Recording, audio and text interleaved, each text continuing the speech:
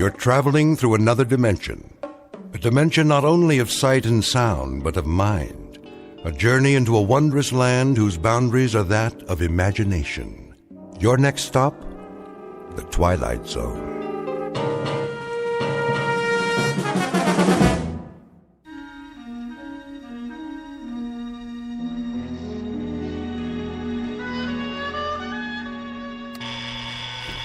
Blasted alarm.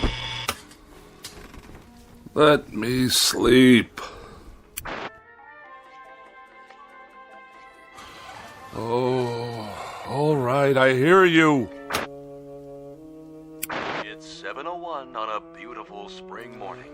What's so beautiful about it? And this is Mike Munn, here with some more sunshine music on your favorite listening station, Radio K-Rand. Oh, you shut up.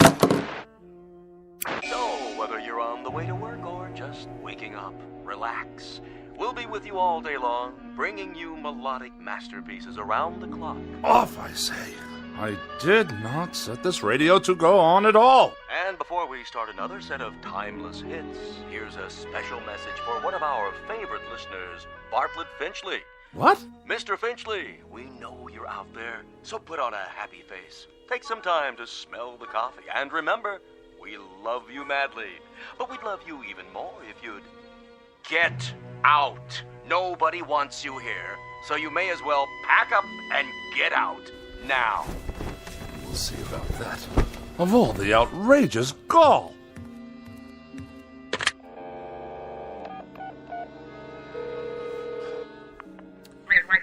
Operator, get me K-Rant.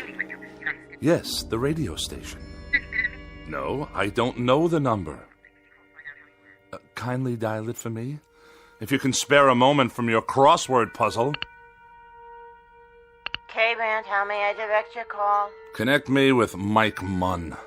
I beg your pardon? Munn, your asinine disc jockey. I'm sorry, sir, but there's no one here by that name. Of course there is. I just heard him on the radio. He took it upon himself to broadcast a personal insult directly and specifically aimed at me. We play all music all the time, sir. Do you know who you're speaking to? This is Bartlett Finchley. Yes, Mr. Finchley? And I will not be addressed in such a manner, on or off the air. Of course not, sir. Which manner? I'm sure you know full well what I'm talking about. The airwaves are licensed by the Federal Communications Commission, and they are not to be used for personal messages. I'm sure the FCC will be most interested in these blatant violations. They'll pull your license so fast it'll make your empty head spin like a top. But we don't have disc jockeys. We don't broadcast any messages at all. Only beautiful music 24 hours a day. Plus commercials, of course. Let me speak to your station manager. Yes, sir. Please hold. And don't you dare place me on hold, you high school dropout. Oh, for the love of... I don't have time for this nonsense. I will not have it. I'll write a blistering letter to the FCC that will knock this rinky-dink station off the air. Hello? I want to file a complaint. A very, very serious complaint about your broadcasting policies. Come off it, Finchley. What did you say? Get off your high horse and give it a rest. Or you're out of here. You low-life nincompoop. How dare you address me in that fashion? I'll have you fired on the spot. What is your name, you cretinous subhuman? Don't you hang up on me! Hello? Hello? Hello?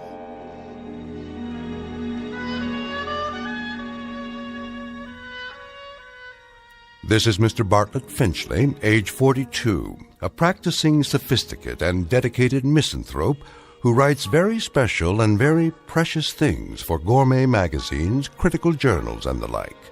He's a bachelor and a recluse with few friends, only devotees and adherents to the cause of tart sophistry. He has no interest save whatever current annoyances he can find to occupy his mind.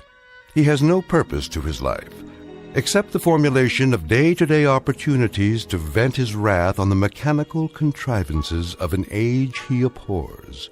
In short, Mr. Bartlett Finchley is a malcontent, born either too late or too early in history, and who, in just a moment, will enter a realm where muscles and the will to fight back are not limited to human beings. Next stop for Mr. Bartlett Finchley, the Twilight Zone. And now, The Twilight Zone, and our story, A Thing About Machines, starring Mike Starr, with Stacy Keach as your narrator.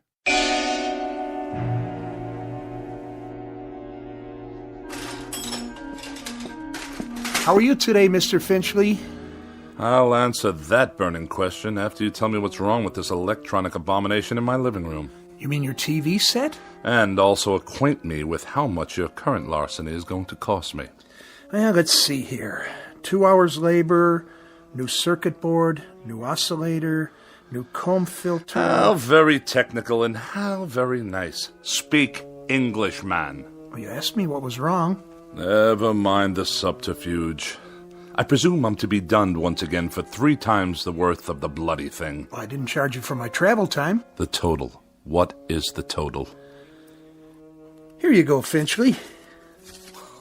Oh, surely you jest. All right. I'll give you a break on the sales tax, seeing as how you're a regular. But this is the price of a meal in a 4-star restaurant. With wine. Labor don't come cheap nowadays. And neither, apparently, does my peace of mind. I requested that the device be restored to working order, the alternative being more disruptions to my writing schedule. Well, you could just get a new one every time. Might be easier all around. Last time I was here, Mr. Finchley, you'd kicked your foot through the picture tube, remember?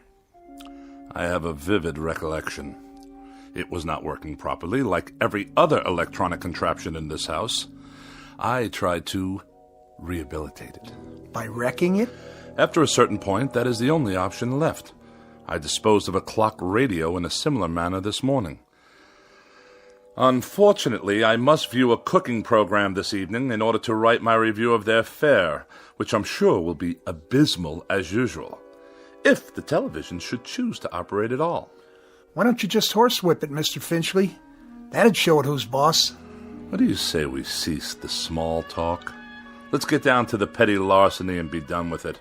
I'll put it on your tab. Send me a check before I come out the next time. I sometimes wonder exactly what it is the purpose of the Better Business Bureau in such transactions. You got a complaint about my work? When they allow you itinerant extortionists to come back week after week, move wires around, busily probe with ham-like hands, and accomplish nothing but the financial ruin of every customer on your route. We're not a jip outfit, Mr. Finchley. We're legitimate repairmen. But I'll tell you something about yourself. Spare me, please. I'm sure there must be some malnutrition analyst with an aging mother to care for whom I can contact for that purpose. Why don't you hear me out, Mr. Finchley? That set doesn't work because you obviously got back there and yanked out wires and heaven knows what else. You had me over here last month to fix your tape recorder because you'd thrown it down the steps. It did not work properly. Well, that's the point, Mr. Finchley. Why don't they work properly? Offhand, I'd say it's because you don't treat them properly. I assume there's no charge for that bit of analysis. What does go wrong with these things, Mr. Finchley? Have any idea? Have I any idea? Now that's worth a scholarly 10 lines in your repairman's journal. Bilk the customer, but let him do the diagnosis.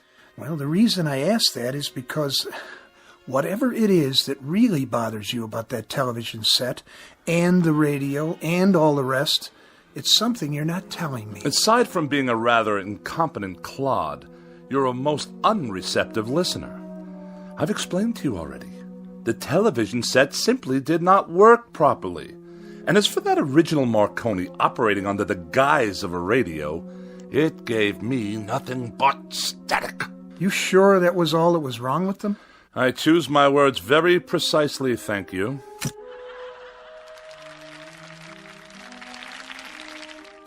Well, there you go. TV's okay again, for now. I'll send you a complete bill, Mr. Finchley. Of this I have no doubt.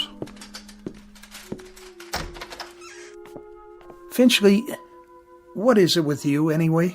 With me? Well, with you and machines, that is. Any type of machine, as far as I can tell. Just curious. You don't have to tell me if you don't want to. If it's something personal. I will file that idiotic question in my memorabilia to be referred to at some future date when I write my memoirs. You will fill one entire chapter.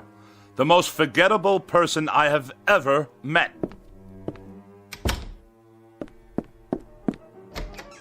It just so happens, you boob. It just so happens that every machine in this house refuses to cooperate on any level. They behave as if... There! You see what I mean? Enough! I said that will be just about enough of that. Stop! Stop! Stop! Please!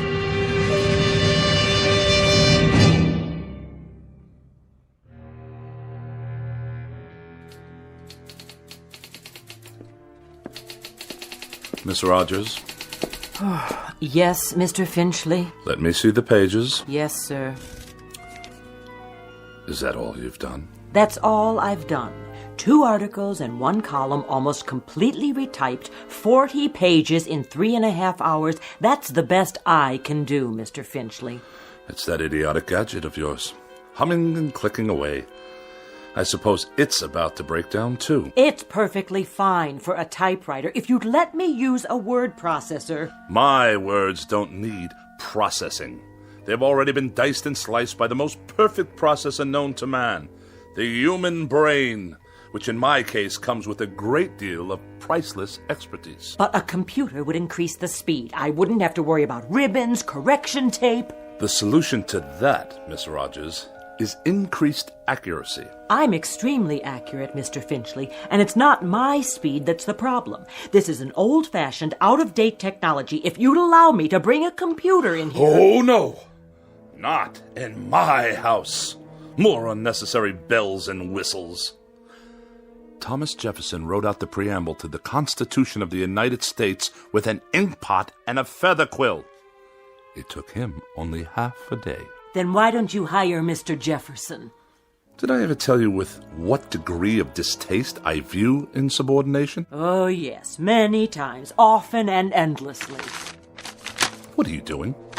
What does it look like? I'll tell you what, Mr. Finchley. From now on, you can get yourself another girl. Somebody with 3 arms and roughly the same sensitivity as an alligator. Then the 2 of you can work together till death do you part. As for me, I've had it. And you are going where? Where? I think I might take in Bermuda for a couple of weeks, or Mexico, or maybe a quiet sanitarium on the banks of the Hudson. Now, Miss Rogers. Any place where I can be as far away as possible from the highly articulate, oh so sophisticated bon vivant of America's winers and diners, Mr. Bartlett Finchley. Miss Rogers, you don't mean that. And surely you're not serious. You've even got me talking like you. But I'll tell you what you won't get me to do. You won't turn me into a female Finchley with a pinched, scornful little heart and a mean, petty, yellow-jaundiced view of everybody else in the world. Miss Rogers, please. Please don't leave. I beg your pardon? I wish you'd reconsider. Speak up. I can't hear you. I wish you'd stay for a little bit longer. You what? I don't mean the work. All that can wait. Then why? I was just thinking... Well, we might have dinner. You're not serious. Or something, perhaps a cocktail. You are serious. I am. I'm not very hungry, and it's too early for cocktails. What's your trouble, Mr. Finchley? You sound like a half-hearted orphan whose idea of a lark is a square dance at the local grange. I'm merely suggesting to you, Miss Rogers, that we observe the simple social amenities between an employer and a secretary. I thought we'd go out, even take in a show or something. How very sweet, Mr. Finchley. Thank you, but no, thank you. Tonight, I'm taking a hog-calling lesson. You know what a hog is, don't you, Mr. Finchley? He's a terribly bright fathead who writes for gourmet magazines and condescends to let a few other slobs exist in the world just to take his rudeness and run back and forth at his beck and call. Good day, Mr. Finchley. Miss Rogers, before you go, have a cup of coffee or anything at all. If you must know, I'd like very much not to be alone for a while. Are you ill? No, not as such. Then what's the trouble? Does there have to be trouble because I'm desperately tired. I've hardly slept for 4 nights. And the very thought of being alone now, well, frankly, it's intolerable. Things have been happening, Miss Rogers. Very odd things. Go on. That TV set in the corner.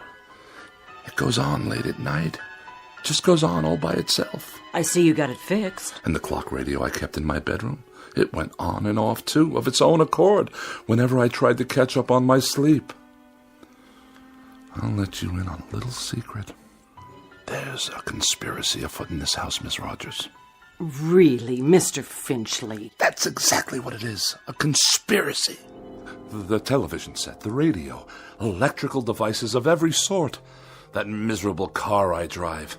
Even the clock on the mantelpiece. There's no clock on the mantel. I know. I threw it away. Why would you do that? What I'm getting at, Miss Rogers, is that for as long as I've lived, I've never been able to satisfactorily operate machines. Mr. Finchley, I think you ought to see a doctor. A doctor? Oh, the universal panacea of dreamless idiots. If you're depressed, see a doctor. If you're happy, see a doctor. If the mortgage is too high and the salary too low, see a doctor. You, Miss Rogers, you see a doctor. I am a logical, rational, intelligent man. I know what I see. I know what I hear. And for the past 3 months, I've been sharing this house with a collection of wheezy Frankenstein monsters whose whole purpose is to destroy me. Now, what do you think of that? I think you're terribly ill. I think you need medical attention.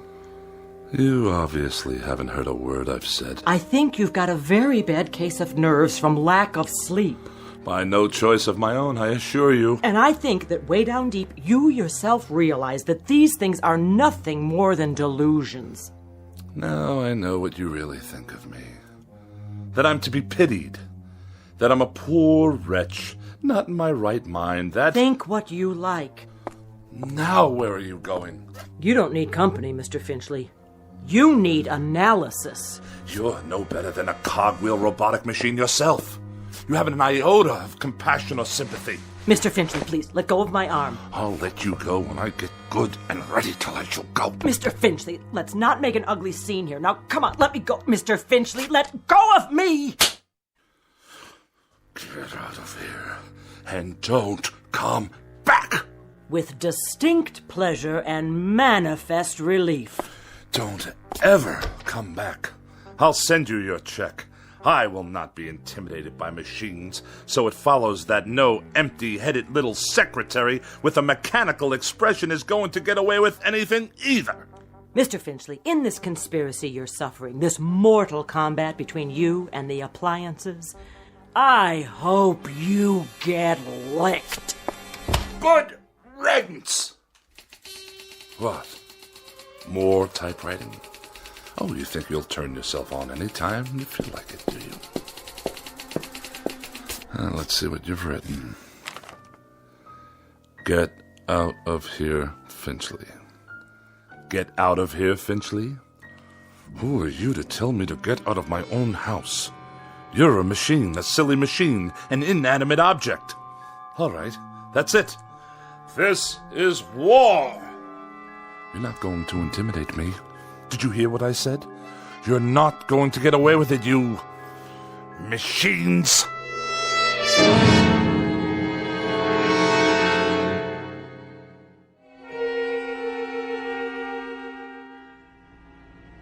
Nice day, huh?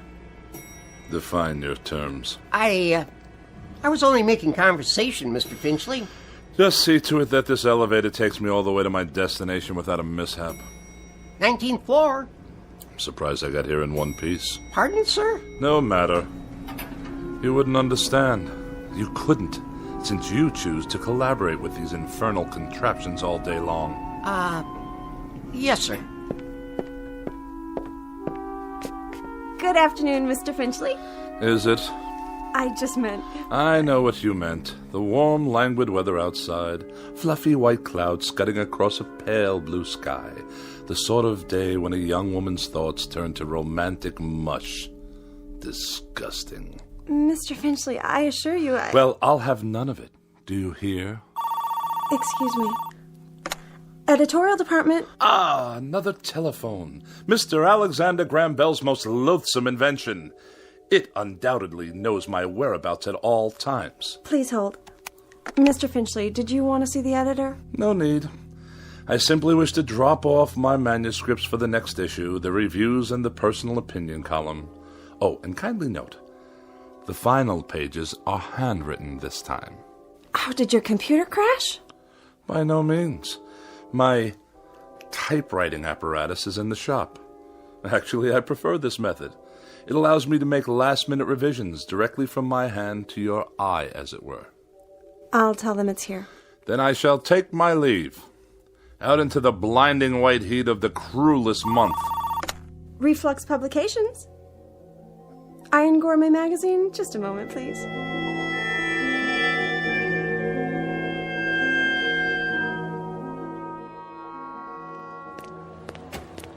You there!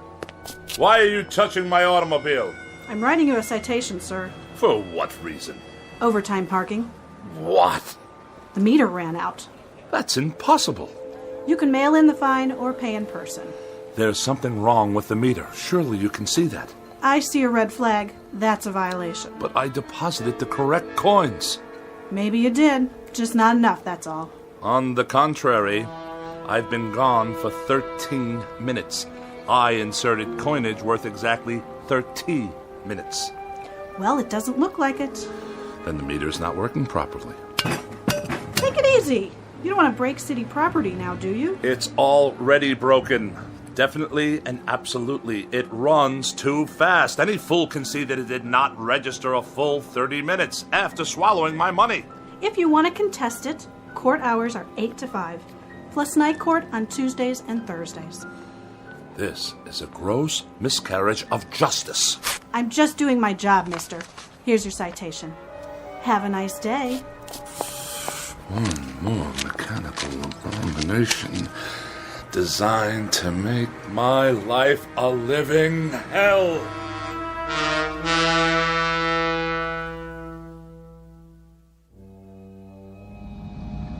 One side, madam. You, sir. Move your vehicle out of my way. Watch it, Mac. Watch what exactly, you imbecile? This is my lane. Park it, Pops. Of all the insolent. Get that rattle trap off the road. Stand aside. Bartlett Finchley is at the wheel. I earned my first driving license while that bully was still in kindergarten. The barbarians are at the gates. Yet another red light, waiting for some mother and her toddler to cross the street. Oh, look at them, stuffed to bursting on cheeseburgers. What's wrong with you? Are you blind? I did nothing. Simply placed my foot on the brake pedal. On the gas, you mean? The car moved forward under its own power. Yeah, sure. You trying to kill somebody? I saw the whole thing. He did try to kill you. On the contrary, the motor car obviously malfunctioned. We're in a crosswalk here. Get his license number. You do that. The light is now green. Do I have your permission to proceed? Get that piece of crap out of here. Gladly.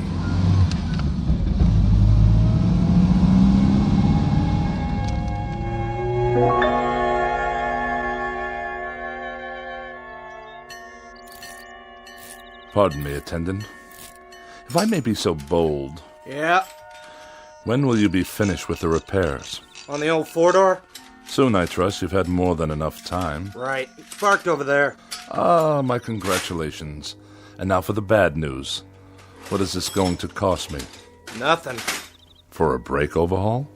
You mean no charge for the labor? I'll consider that a professional courtesy. I mean no charge, period. So you haven't completed the work. My good man, I can't wait around this gas station all day. There's nothing wrong with it. I checked the brakes, transmission, the works. It's an oldie, but there ain't nothing wrong with that car. Nothing? She's a classic. You know, you could sell that baby for good money if you want. But I distinctly felt the machine roll forward under its own volition. All the same, it's working perfect. Real cherry set of wheels you got there. I know a collector looking for something like that. I'll give you, say, $900. $900? The hubcaps cost more than that. Okay, $1,000. Give me the keys. If you say so. Here you go, Mr. Finchley. But she's not gonna last forever, you know. You ought to get back what you put into it. Buy yourself a nice new car. If you can hang on a minute, I'll call the guy. And waste even more of my precious time? Good day.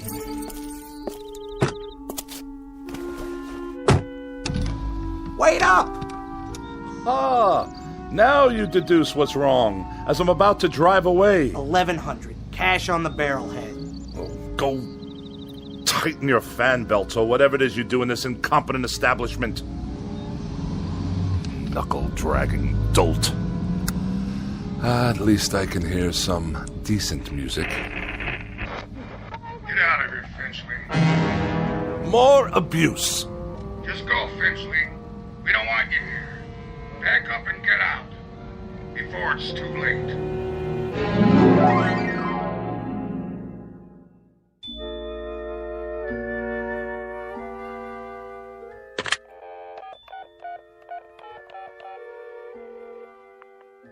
Miss Moore, please? Oh, is that you, Agatha? Bartlett Finchley here. Yes, my dear, it has been a long time. Too long. Which indeed prompts this call. How about, dinner this evening? Yes, with yours truly. Why, at the restaurant of your choosing, of course. Oh, no, you're quite mistaken. There are establishments that meet my standards. In this city, well, I'm sure there are. Well, it is short notice. But yes, I see. Some other time, then? I'll call you again. You have my pledge on it. Not at all. And good evening to you.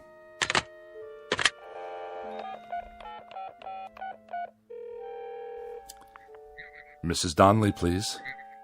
Pauline, is that you? Oh, and how's my favorite young widow this evening?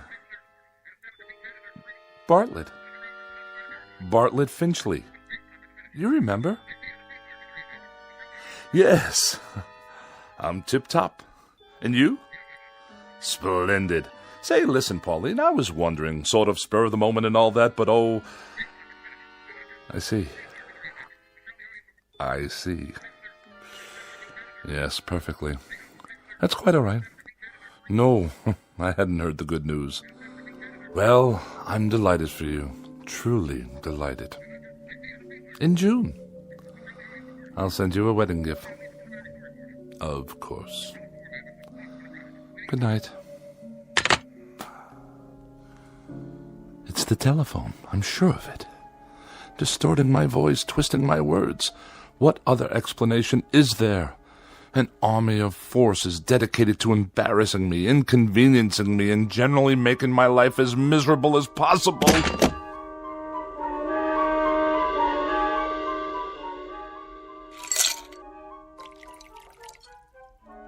How much longer, may I ask? The phone's all fixed, Mr. Finchley. One in the bedroom, too. So you say? Yeah, she's operating all right now. Had to replace a handset, though.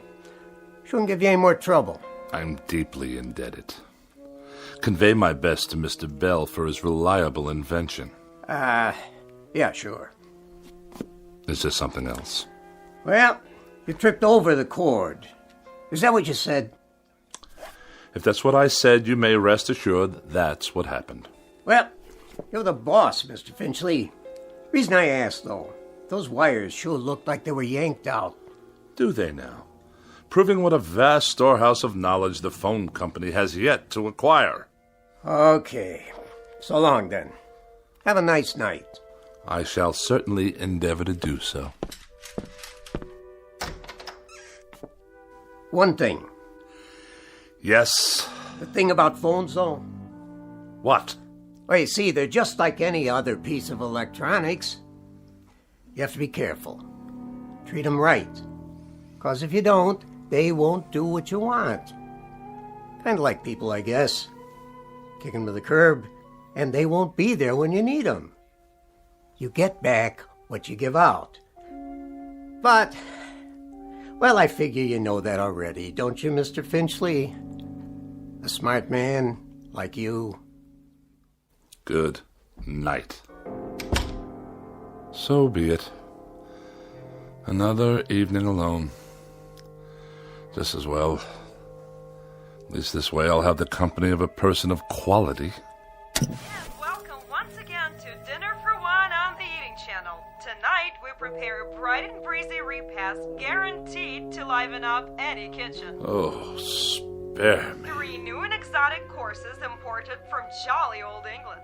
For appetizers, a wonderful discovery called the Scotch egg, followed by an exquisite cold watercress sandwich. And the traditional pièce de résistance, bangers and mash. Sound excited? Well, it is. So sit back and enjoy and keep a pencil and paper handy. Now for something completely different. Balderdash, not worthy of a review. Cretins and half-wits at every turn. Well, who needs you? Who needs any of you? Mr. Bartlett Finchley is going out on the town. He's going to have a wonderful evening with some good wine, and who knows what lovely lady I may meet during my nocturnal meanderings. Who knows indeed?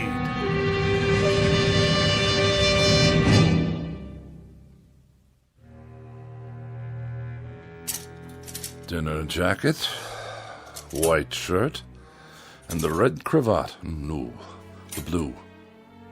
Or perhaps the polka dots. Yes. This will do.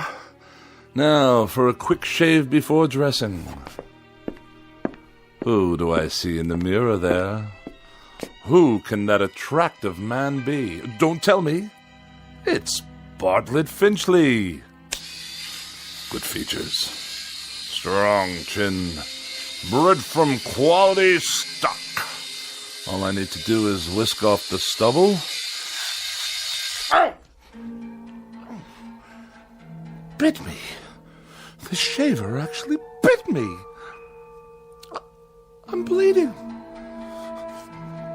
Get away, you filthy bugger. Finchley. Who's there? Finchley. Look in the mirror. What do you really see? Who's speaking? Take a good look. You're ugly, Finchley. That's not my face. It can't be. An ugly, dried-up old man. Do yourself a favor. Do us all a favor. Use a straight razor. Stop speaking at once. You have no right.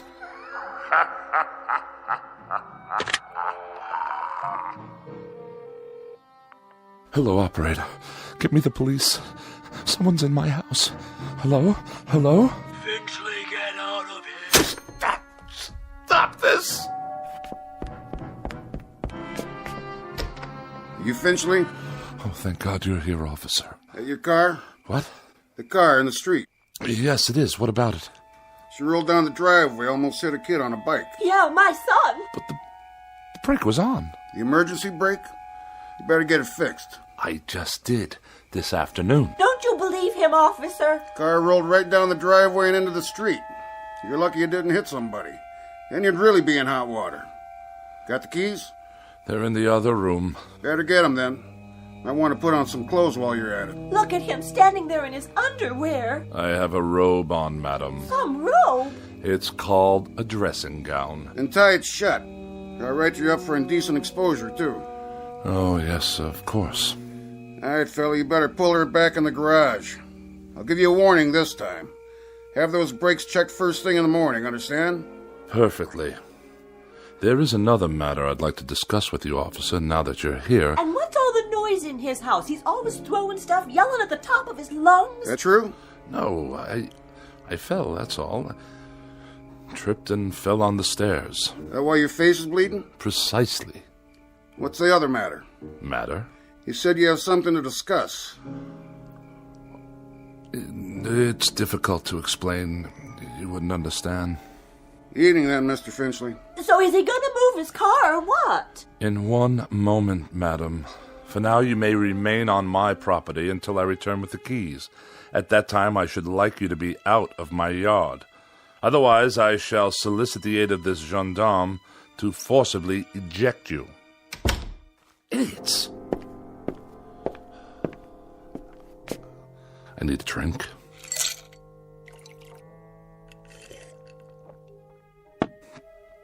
Perhaps one more.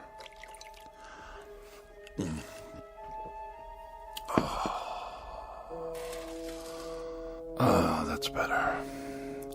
But if the car can't be trusted, how can I go out this evening? I'm a prisoner in this madhouse. Miss Rogers? Edith? Is that you? Yes, of course.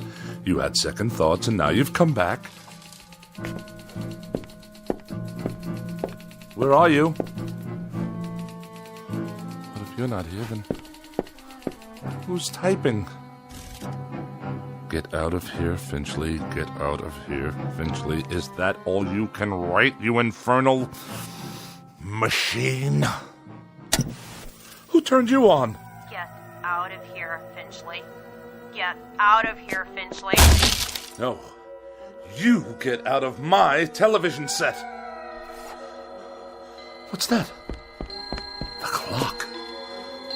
I smashed it this afternoon. Smashed it to smithereens. And you. I destroyed you too. Oh, you won't get me. You won't get me. I won't let you.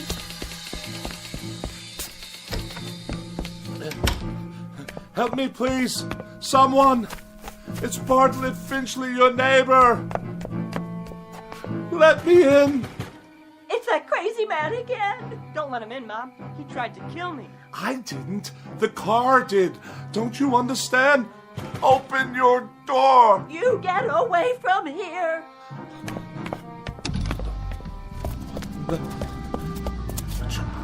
You can't follow me. You're only a car. My car. Stop. There's no one at the wheel. You must stop. I demand it. Back to my house. Then it can't follow me to the house. Locked. Wait. I have the keys after all.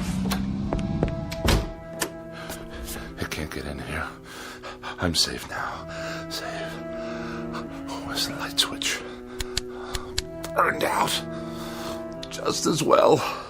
I'll hide here in the dark until the car goes away.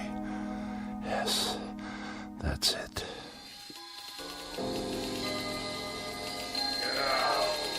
Get out of here. Get out of here, Finchley. Now! Away! I'll sneak away. Go somewhere, anywhere out of this town, far, far away. What? Those lights. Blinding. I can't see a thing.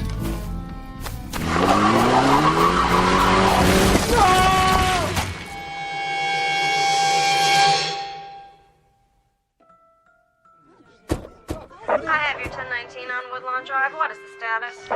Cancel that call for backup. Paramedics have arrived, waiting their decision. Do you have a positive ID? Finchley, first name B for Bartlett. Stand by, 10-4. That man. He was running in his bathroom. Never saw anything like it. What's his condition? Flatline. He's gone. I'll put him down as DOA your arrival. Heart attack? That's what it looks like. What happened here, you know? Neighbors said they heard him shouting about something last night. He sounded scared. What about? Yeah, whatever it was, he took it with him. Was he out here? Right here on the porch, slumped down against the door, eyes wide open like he saw a ghost. I figure he's on his way to his car. Which one? At the curb. Never got to move it like I told him. He must have been drunk. You can smell it on him. Good thing he forgot his car keys or he might have done some real damage. Yeah, not now, though. Poor old guy. He was a royal pain, let me tell you. That's all over now. Maybe he did see something. Who knows? Maybe so.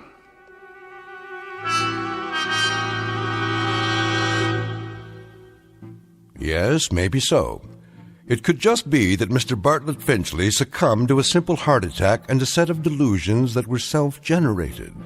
It could just be that he was tormented beyond the breaking point by an imagination as sharp as his wit and as pointed as his dislikes. But as reported by those in attendance, this is one explanation that has definitely left the premises with the deceased. For now, look for it filed under M for machines in the Twilight Zone. More from the Twilight Zone after these words. Hi, this is Carl Amari, producer of the Twilight Zone Radio Dramas. I'd like to take a moment to tell you about our official website at twilightzoneradio.com, where you'll get the latest news and information on these Twilight Zone radio dramas. Plus, at twilightzoneradio.com, you can digitally download 3 free episodes or any of our episodes for only $1.95 each. In this age of ever-changing technology, we've decided to make these episodes instantly available to you by making the Twilight Zone radio dramas a digital download-only series. This means that this series will no longer be offered on CD. The CD collections at our website are now being offered while supplies last at buy one, get one free. So be sure to get your favorites before they're sold out. Be sure to visit us often, and I'll see you in the zone.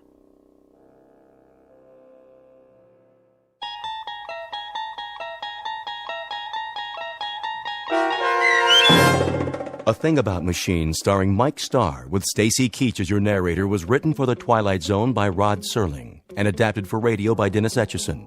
Heard in the cast were Doug James, Peggy Roeder, Rich Kominick, Turk Muller, Guy Burrill, Larissa Borkowski, Irene Olson, Heath Corson, Lynn Foley, Natalia Reed, and Peter DeVito.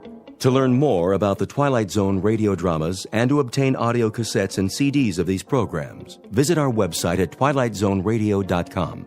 The producers of The Twilight Zone wish to thank CBS Enterprises, Carol Serling, Dennis Etchison, Dick Brescia Associates, Claire Simon Casting, Don Longo, Terry Jennings, the American Forces Radio and Television Service, our sponsors, and our radio affiliates for helping make this series possible.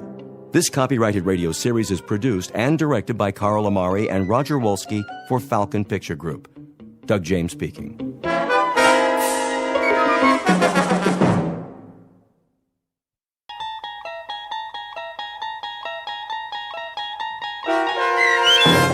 From Agnes with Love, starring Ed Begley Jr. with Stacy Keach as your narrator, was adapted for radio by Dennis Etchison and written for The Twilight Zone by Bernard C. Schoenfeld. Heard in the cast were Sarah Wellington, Maggie Carney, Doug James, Christian Stolte, Jeff Lupetin, David Darlow, Elizabeth Lado, Sarah Court, and Anna Sverutza. To learn more about the Twilight Zone radio dramas and to obtain audio cassettes and CDs of these programs, visit our website at twilightzoneradio.com.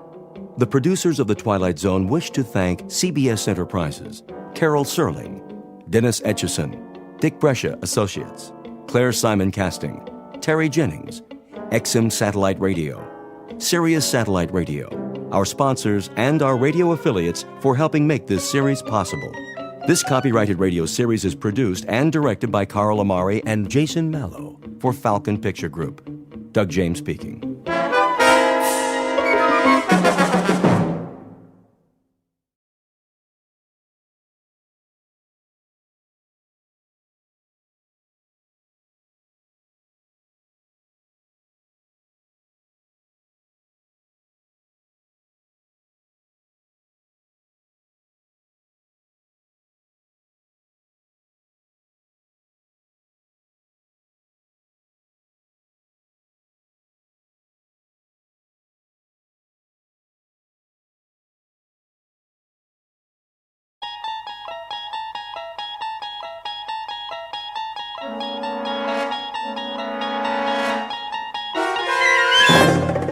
You unlock this door with the key of imagination.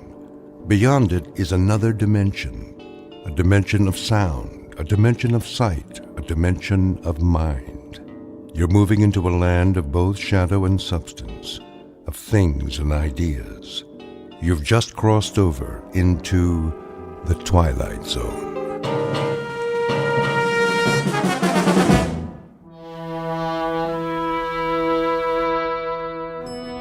Come on, blasted elevator.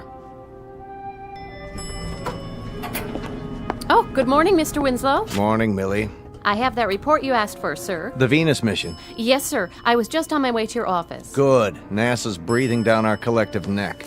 I know, sir. Vector analysis, re-entry simulations. What about the orbital projections? Not yet. Why? It must be the Mark 502, sir. The 502? She should have come up with it yesterday. I know, sir, but... She's been fixed, hasn't she? That's just it. The mainframe's been overhauled 3 times.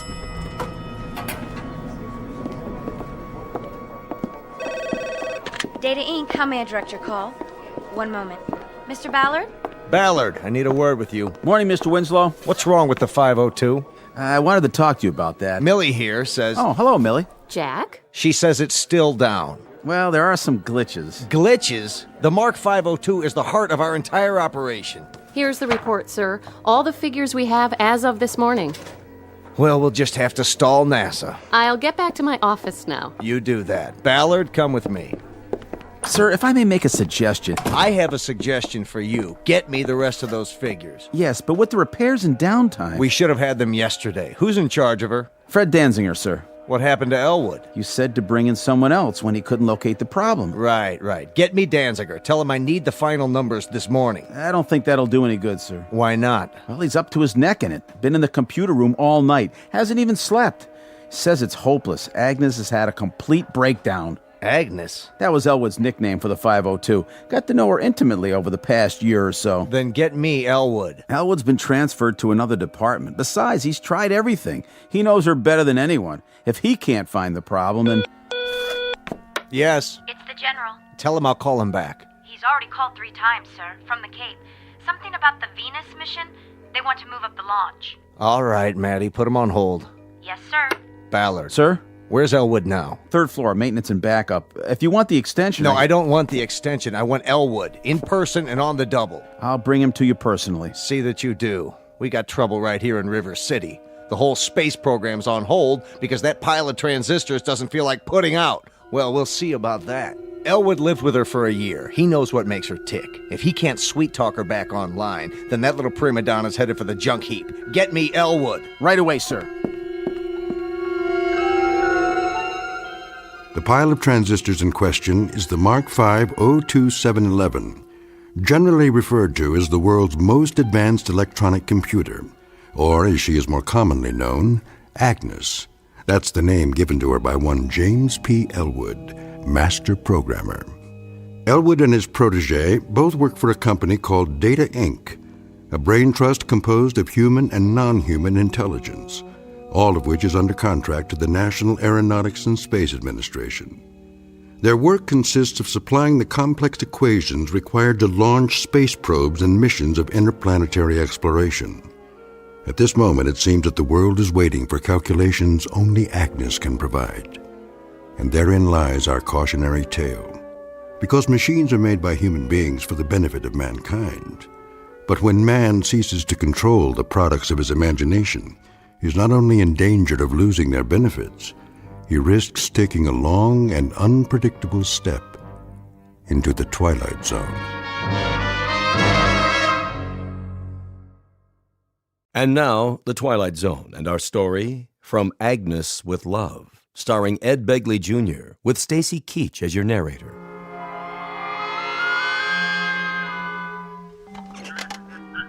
Yes, General. As soon as possible. Yes, sir, I understand. Yes, Maddie. The director of NASA online, too. Tell him I'm sorry, but we're still double-checking the figures. I'll call him back in a couple of hours. All right, sir. And Maddie. Yes? Any sight of Ballard? He just got off the elevator with Mr. Elwood. Thank heaven for small favors. Send them in. Yes, sir. Mr. Winslow, you remember James Elwood. Yes, come right in. Close the door. How do you do, Mr. Winslow? You wanted to see me? I most certainly did. Nice weather we're having, isn't it, sir? When Mr. Ballard showed up at my desk, well, you can imagine my surprise. My first thought was, what have I done now? But then I thought, how bad can it be on a day like this? Do you know the trees are all in flower? Elwood, please. Well, they are. I saw them when I rode my bicycle to work. Elwood! Yes, Mr. Winslow. Something urgent has come up. It has? I'm relying on you. Well, anything I can do will be my... Agnes has broken down. Completely. Again? Let the supervisor explain. We've checked her thoroughly, can't seem to locate the seat of the trouble. Probably her subroutines. Her... They need debugging. That would be my guess. Of course, it's an informed guess. Hear that, sir? That's why you're here. Suppose we have a look. But Fred's with her now. I don't know how he'd feel about my cutting in. The devil with how he feels. Let's get on with it.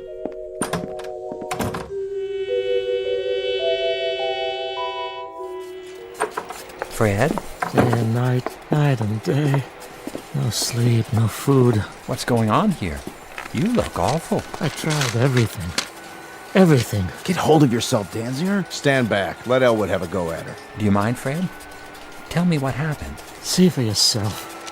How many rolls of printout has she used up? Miles. None of it makes any sense. Well, the first thing you have to do is press the Clear All Registers button. That'll get you nowhere. Go on. Push all our buttons from now till doomsday. You'll see. It's not just any button, Fred. You have to find the right one. The one she wants you to press. Remarkable. It's nothing, really.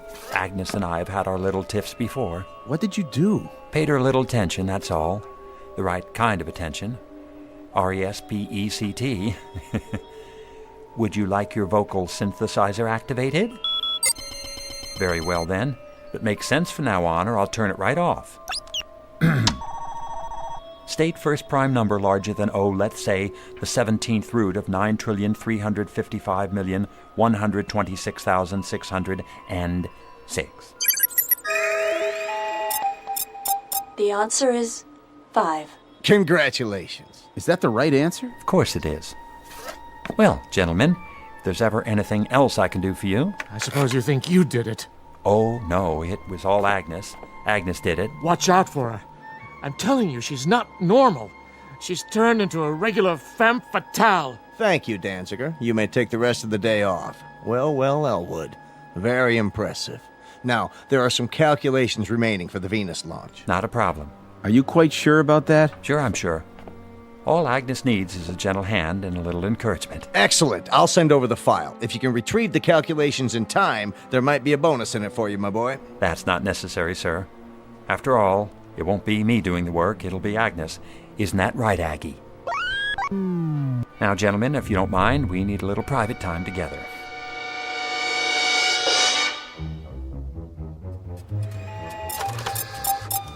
Very good, Agnes. I'm proud of you. Now let's try one more. What's the maximum permitted velocity? Agnes, I'm speaking to you. Indicate maximum permissible velocity of the stated aerodynamic missile. 17,528.27 miles per hour. Thank you, Agnes. I appreciate your cooperation. Mr. Elwood, Millie. here are the rest of the specifications. Mr. Winslow wanted you to have them right away. Oh, thank you. Thank you very much. No problem. Wait. Yes? So, you heard about my new assignment? Well, my old one, really. But as of this morning, it's new again. So you might say... one might say... Everyone knows. Congratulations. She's something, isn't she?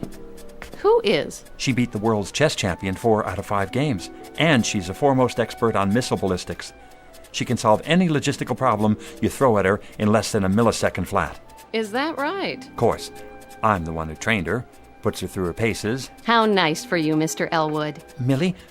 Yes? Millie, I was wondering, do you think, could I, take you to lunch sometime? When you're not busy, that is. Why, thank you. You're very sweet. I really have to get back now, Mr. Elwood. Oh, sure. Millie, why don't you call me Jim from now on? All right. Jim? Did you hear that, Aggie?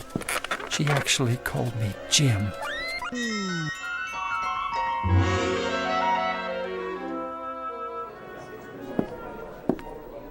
Excuse me. Yes? Do you happen to know which office is Miss Mildred Clark's? Mildred. Oh, you mean Millie. Down the hall, first door to your left. Thank you. Do you have a delivery for her? What? That package under your arm. Oh, it's for... That is, it's from... I'll give it to her for you. Oh, no. I'd like to be the one to give it to her. I mean, whoever it's intended for. Whomever. I'll just be on my way. So you shouldn't have any trouble. No trouble at all. I'm sure I won't. Elwood, is that you? No. I mean, yes, it is, Mr. Winslow, sir. What's that behind your back? Nothing. Just this package for my mother. From my mother, actually. It's... Elwood, I'd like you to meet Walter Holmes. How's it going? I'm putting Holmes here in charge of the third floor computers. Third floor? Well, he won't have much to do there, will he? Though they're bright enough little machines. Little being the operant word. I sure do envy you, Mr. Elwood. You do? Taking over Agnes. Everyone says you're the top man in the field. Me? Well, I suppose one might say. He is. Keep up the good work, Elwood. Thank you, Mr. Winslow. I'll do my best, sir. Now, as I was saying, Holmes. Well, what do you know? I'm finally getting noticed. Knock wood. Come in. Here goes nothing. Oh, hello, Elwood. Jim. I got you something. Is that right? Here. What's this? Half chocolate cherries, half truffles. I didn't know which one you like. Oh, how nice of you. So I got both. Go ahead, open it. I can't. Why not? I started my diet today. Not even lunches from now on. Well, what about dinner? What about it? Tonight there's a lecture on thermodynamics. Doesn't that sound like fun? I'm not sure, Jim. I'll let you know. Oh, okay, that'll be fine. Be sure to get a refund on the candy. I'll do that. Well, hello, Mr. Elwood. Hello. Everyone's heard about your promotion. I just wanted to tell you how impressed we all are. You're definitely headed for the top. Can I ask you something? Surely. Are you on a diet? Why, no. You don't think I need one, do you? I try to keep in shape. See? Here. Knock yourself out.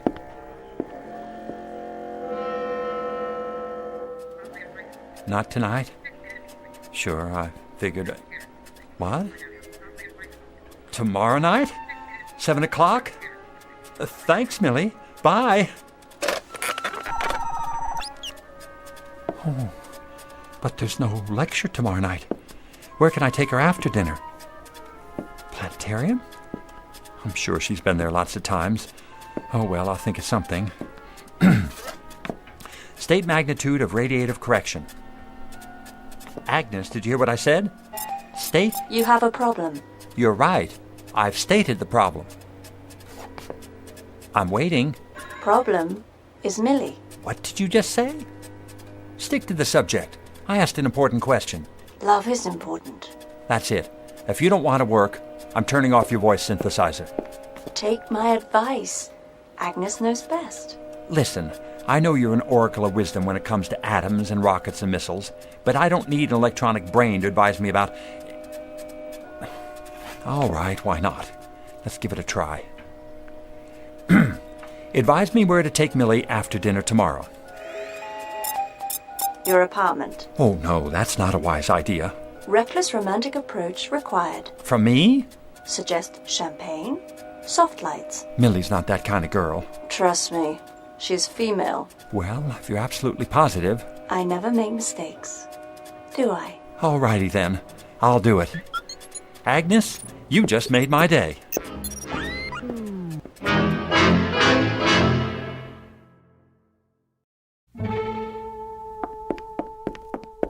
Well, here we are. Yes, it looks like it. Millie, I just wanted to say, Say what, Elwood? thanks for a lovely evening. You're welcome.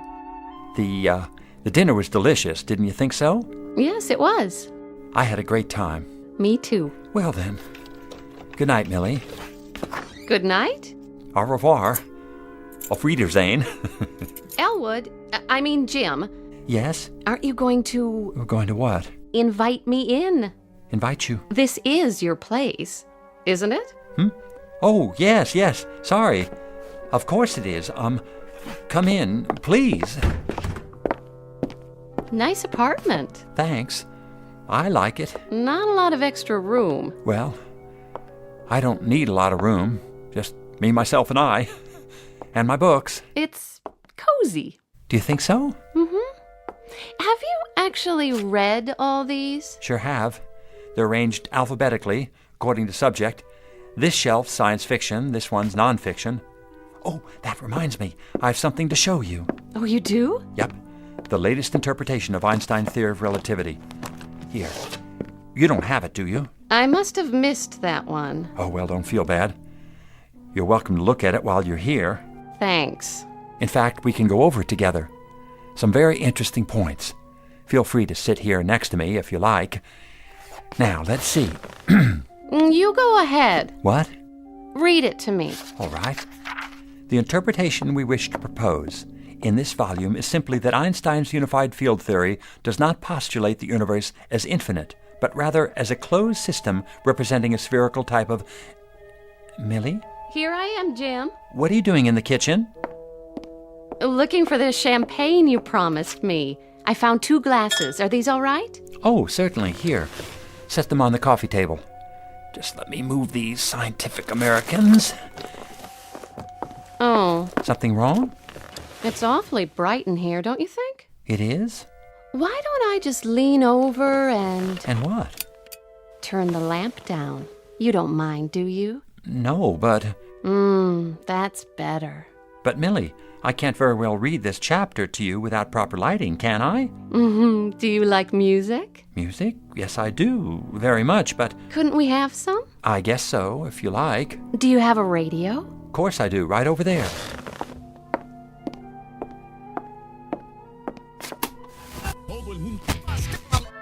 There. That's better. But I thought we were going to compare notes on Borston's treatise on Einstein's theory of... Oh, forget Einstein. All the universe you need is right here with me. Oh. You dance very well. Very, very well. Doesn't that beat get to you? In what sense? Well, stand up. Go ahead, stand up. Feel the music. What does it say to you?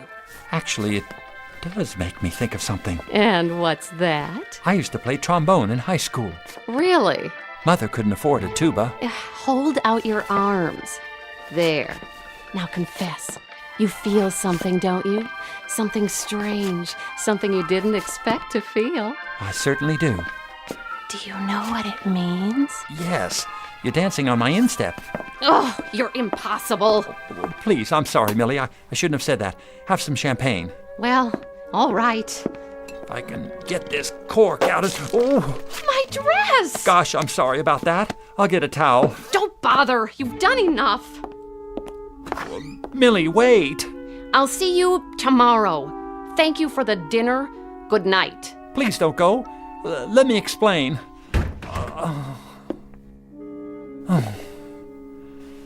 Oh, well. I don't blame her. Now, what am I going to do with all this champagne? I better drink it. It'll just go bad. Oh, yuck. Why did I have to add all these bubbles?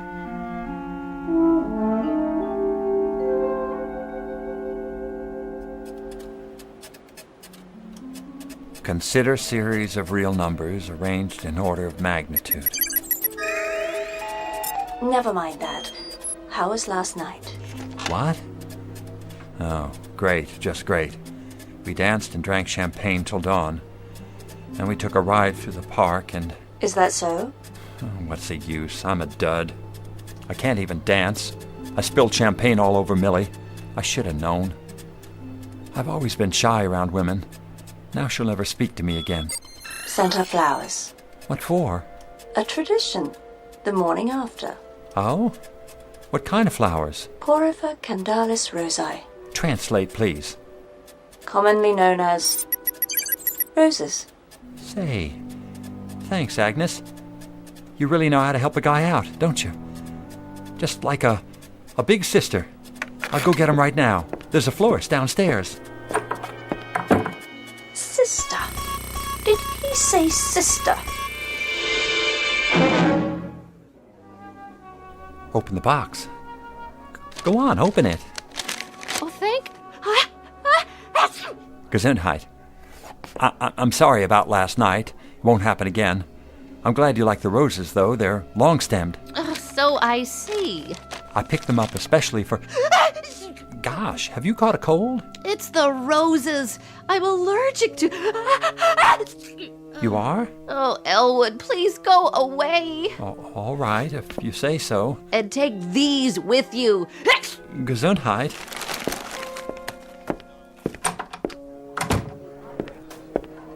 Oh, Mr. Elwood, there you are. I was hoping to run into you. You were? I wanted to thank you for the chocolates. They were absolutely delicious. Glad you enjoyed them. Do you happen to like roses, too, by any chance? Why, yes. I adore roses. As a matter of fact... Here. Oh, he gave me flowers. What next? Champagne?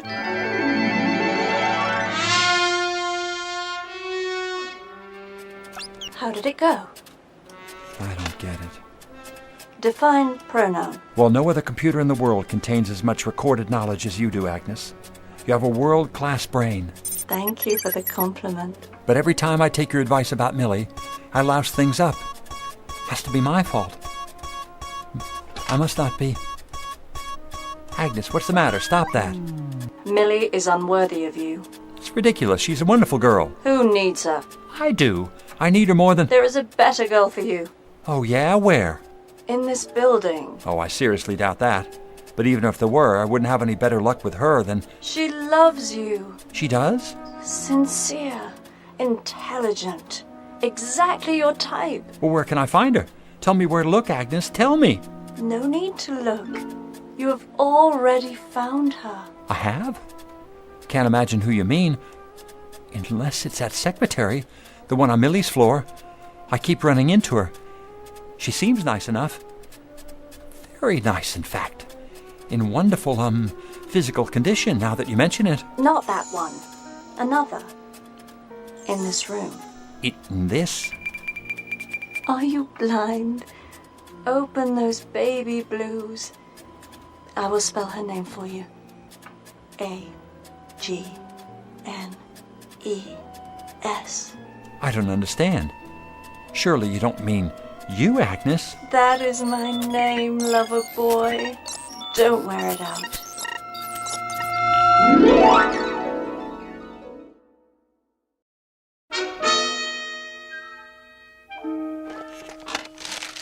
Here you are, Elwood. Yes, sir? 220 pages of data, curves, and graphs, along with the latest meteorological factors involved in the flight. Feed all the pertinent information to Agnes.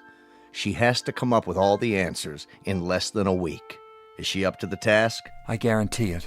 Remember, an error of 1 millisecond can cause a 400,000-mile divergence from the trajectory. You understand the problem, Elwood? Can this new spacecraft execute 6 eccentric or elliptical orbits around the planet Venus and return to Earth safely? That's it, in a nutshell.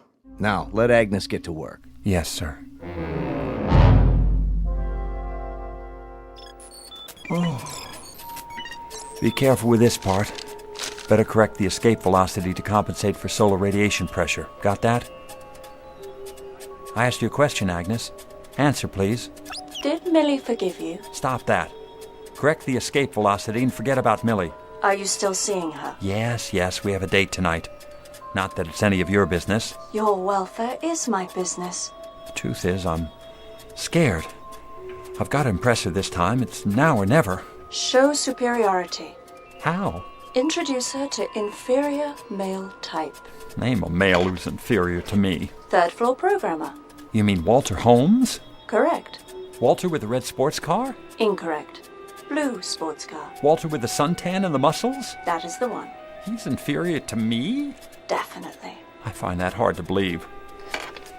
Well, he is working with those outdated third-floor machines. Introduce them. Millie and Walter? Are you sure? Would I lie to you? No, you're incapable of lying. I could give it a try. Hello, Walter. Jim Elwood. I was wondering, what are you doing for dinner?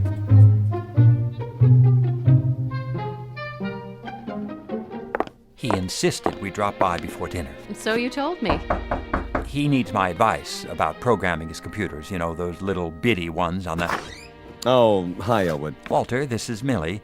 Millie, Walter. He works with the... Well, come in. Elwood, you didn't tell me. Tell you? Millie has the most incredible eyes. Oh, why, thank you, Walter. Oh, call me Wally. Please, can I offer you a drink? Well, I suppose. Nectar for a goddess. Looks like an ordinary martini to me.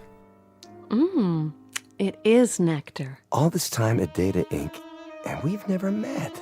Well, we'll just have to make up for lost time. I think I'll have a martini, too. Do you like sports car races? I've never actually been to one. I'm driving this weekend.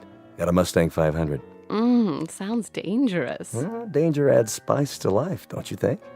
I can do 160. An astronaut can do 17,000 miles per hour. Would you like to slip behind the wheel sometime and see how it feels? Oh, I'd love to. I'll make my own martini. I'll get it. Hello? Oh, hello, CW. Yes, he's here. Oh, hold on. It's the supervisor. He's been looking for you. For me? Elwood here. Sorry to spoil your evening, Elwood, but it's an emergency. Washington insists on advancing the blast-off by 3 days. We need your data. Can you get it to me right away? You mean tonight? Afraid so. See you in an hour. Better brew a big pot of coffee. But, sir... Anything important? I'm sorry, Millie, but I've got to get back to the office. I'll see you home first. And deprive her of dinner? That's not very considerate. Say, maybe I could fill in for you. Oh, that would be nice. Well, I don't know. You don't want to ruin her evening, do you, old man? Just because you got hung up? Well, no, but... Good. It's settled in. Always glad to help a friend. Oh, I hope you don't mind, Jim. No, that's all right. Perfectly understandable. Well, good night, all. Hey, Jimbo, listen, you and Mill, you don't have anything going on, do you? Mill? Millie. Not exactly, but I'd hoped... Fine, good. I mean, I don't like to move in on somebody else's territory. Thanks for the all clear. Night, buddy. Oh, and good luck with Agnes.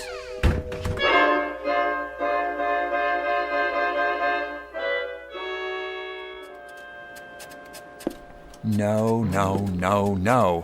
Forget the radiation pressure from the sun. Agnes, will you please concentrate? Now answer this. Do new conditions permit 6 successful non-concentric orbits of Venus plus re-entry? Go ahead, I'm waiting. Did you make progress tonight? Agnes, concentrate. All right, I'll tell you. Millie and Walter drank martinis. Walter took her to dinner, and I'm starved. Why did you tell me to introduce her to that muscle boy? Give her up. I won't. No future with Millie. I'm not giving her up. I love her. What's more, I'll make her love me. Just a matter of finding the right variables and making the necessary corrections. Have you entered the new data in her memory units? Yes, sir. Good. Then let's get to work. Ready? Question. Do conditions permit 6 non-concentric orbits of Venus plus re-entry? Tama ahili bili vitumane. What the devil does that mean? I'm not sure. I think it's Russian. Or possibly Arabic. What? Please, Agnes, translate into English. Niet. 2 times 2 is 4. Shut the door. 2 and 4 are 6. Pick up sticks. She's a little distracted. Do something. We've got to have the answer. Just leave me alone with her. I'll get it, sir. You'd better. This is no laughing matter. What are you doing, Agnes? I'm about to be fired. Is that what you want? Oh, no. What'll I do? I need help. Wait a minute. Don't go away.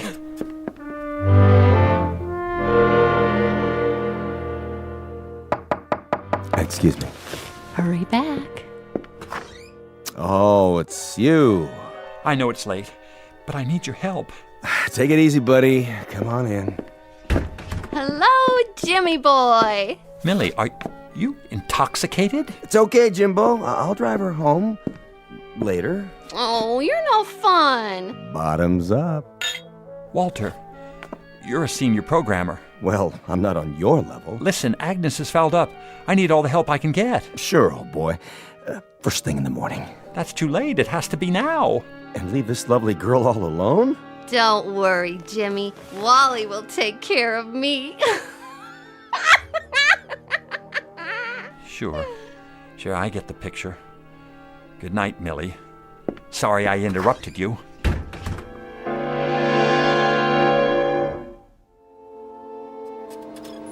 Millie.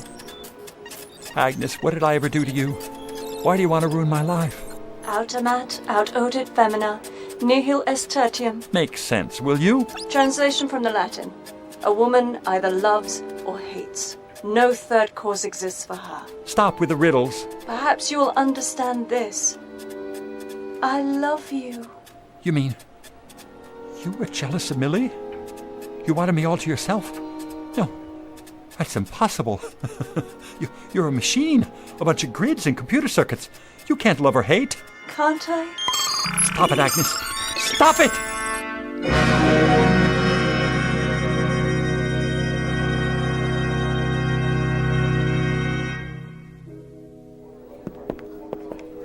But that's incredible, sir.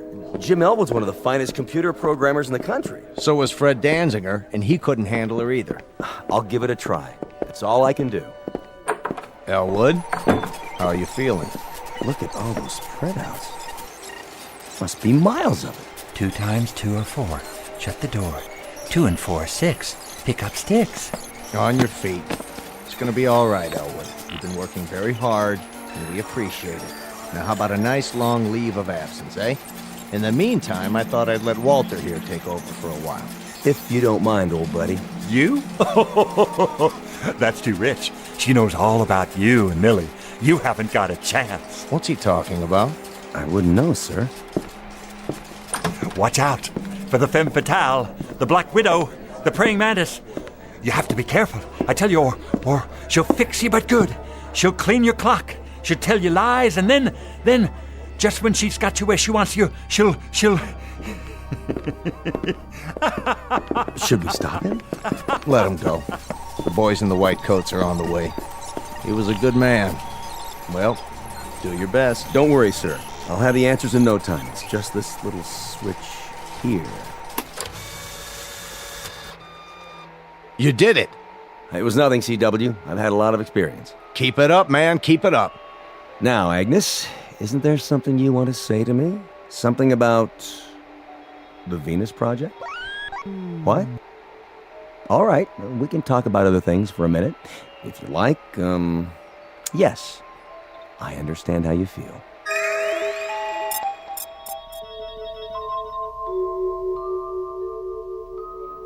Mr. Elwood, what happened to you? Got a screwdriver on you? What are you doing? Taking this sign off the door. Mark 502711. James P. Elwood, programmer. Oh well, it was nice while it lasted. I should take it with me. But I won't be needing it where I'm going. Want it? But Mr. Elwood... Here, it's all yours. Something to remember me by.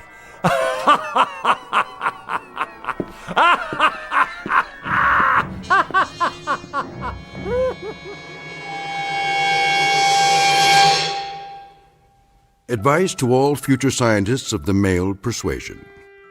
Be sure you understand the opposite sex, especially if you intend to be a computer expert. A few extra courses in psychology might make all the difference.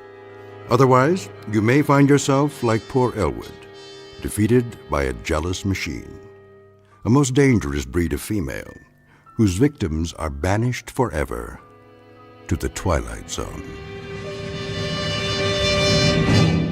More from the Twilight Zone after this. Hello, I'm Stacy Keach. I hope you're enjoying this edition of the Twilight Zone Radio Dramas. To learn more about this series, be sure to log on to our official website at twilightzoneradio.com. You'll find special discounts on our Twilight Zone audio collections, listings of our radio stations, links to other websites, and a photo gallery of our recording studio and some of our stars in action. Plus ways to contact us with questions or comments about the show. And for a limited time, when you log on to twilightzoneradio.com, you can send in for a free CD of the show. So be sure to visit us at twilightzoneradio.com.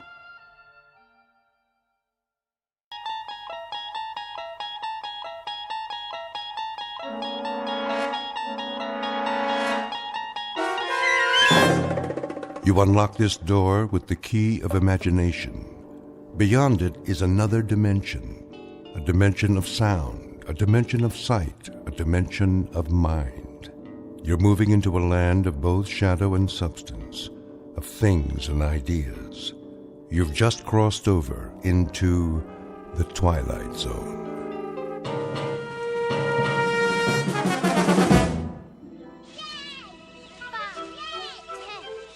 Come on, let's hide. Hurry. 25, 30. O-U-T spells out. Here I come, ready or not.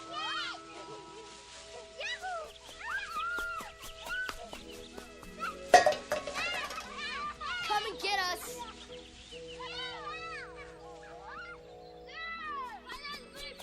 Over here. Look out, look out.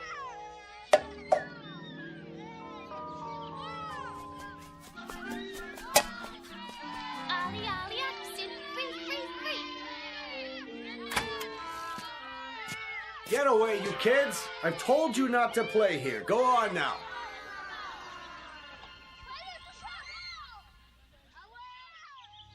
It's so noisy. They're gone now. Come along, Mrs. Knaus. This way, everyone. Oh, but Doctor, I have my knitting to do. Another time. Out onto the porch. I didn't finish my crossword puzzle. It will wait, Mr. Agee.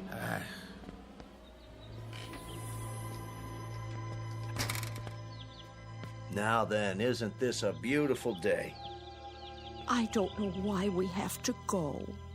It isn't good to spend all your time inside. Everybody needs the sun once in a while. Even you, Mrs. Summers. I've had my share of the sun.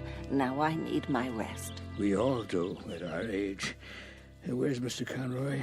He's not feeling so well this morning. Well, I'm not either. What about Mr. Whitley? Why does he get to stay in? He's waiting for an important call. Watch your step. Nurse will bring the picnic baskets. Well, some of us may not want a picnic. A picnic, is it? On the grass? All those ants. We have blankets and chairs. You'll see.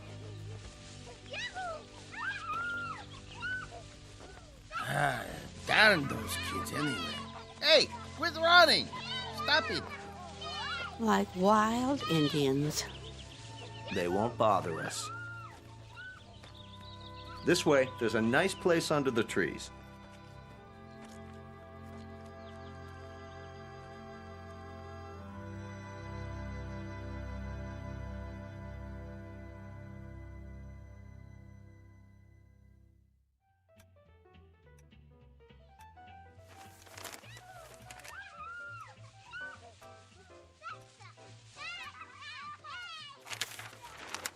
Listen to them, would you? Ah, they're only children. They know they aren't supposed to play on the grounds. How can a body think? Now, Ben, just read your paper. They're not hurting anyone. Well, let them play someplace else. They've got homes, don't they? It's the grass. The what? We have such a big lawn at Sunnyvale. Kids can't resist it. Oh, what are you doing downstairs, Charlie? I thought you had to get ready. Not today. You haven't heard from your son? I thought it was all set. Maybe you didn't get my letter. Oh, he got it all right. They just don't care. Nobody cares anymore. The boy has enough problems. It's a small house and the second baby's on the way. It was a foolish idea moving in with them. They don't need an old duffer like me around. Would you listen to that? It's enough to wake the dead, I tell you. Don't be so hard on them, Ben. They're only kids. A fine state of affairs when your own son turns against you. Stay out of the over-the-Rhine neighborhood. Technology stocks extended Mr. their Whitley? gains Wednesday. Mid positive views on the sector from There you are. Yes, nurse? You have a phone call. I do? I believe it's your son. Well, what do you know? Be right there. I'll tell him. Isn't that something?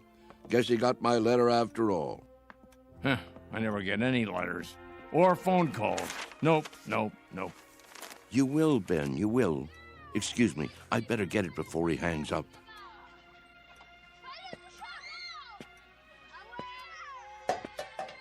What are they doing out there? Don't be a grouch. It's Saturday. Perfect for Kick the Can. Perfect for what? We used to play it all the time, remember? No, I don't remember anything of that kind.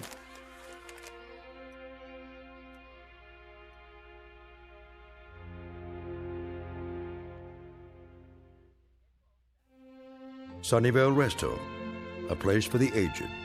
The address is 1275 Tranquility Lane on the outskirts of town.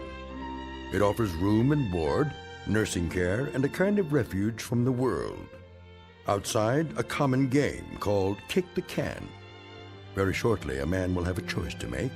He can either die in this world or escape to another kind of refuge in the Twilight Zone. And now, The Twilight Zone, and our story, Kick the Can, starring Shelley Berman and Stan Freberg, with Stacy Keach as your narrator. Some picnic. Plastic spoons and forks. Well, the potato salad was good. What do you mean? It was spoiled. No, it wasn't, Emma. They made it in the kitchen just for us. You must admit, it's better when it's fresh. I think I hurt my back sitting down. Oh. The ground was damp. It was. Bad for my arthritis. Will you people please hold it down? I'm trying to read. Oh, you shush, Ben Conroy. No one's bothering you. Easy for you to say. Where is Mr. Whitley? Still in his room, probably, taking a nap. Oh, that's what I'd like to do. And why, may I ask, on such a lovely day? There he is. Going somewhere, Charles? Yes. Why are y'all dressed up? It's my son. He's coming to get me. You don't say. He called a little while ago. He did. He's on his way. At least someone gets calls. What's he carrying? Is that your suitcase, Mr. Whitley? Indeed it is. You're going to stay overnight, then? A bit longer than that, I should say. That is, if they have the room fixed up. Room? At my son's house. You mean you're moving in with them? That's the plan. If they'll have me. Well, what about the rest of your things, Charlie? You can't just leave your things behind. No hurry. It all can be packed up and sent over later. Well, we'll certainly miss you. Will you come back to visit us? Of course I will. Meanwhile, I'll call and see how everyone's doing. May we write you? Please, I'd appreciate it. Mr. Cox has the address. Nobody writes. They say they will, but they never do. There he is now. Hey, aren't you going to say goodbye? I hate goodbyes, Mr. A.G., don't you? Take care, all. Here, let me carry that for you. I've got it.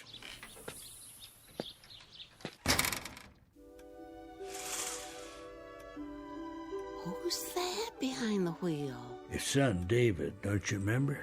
Such a nice young man. Let me see. Some car, huh? Betty costs pretty penny. Everything does nowadays. Don't crowd now. You wouldn't want him to think you're watching.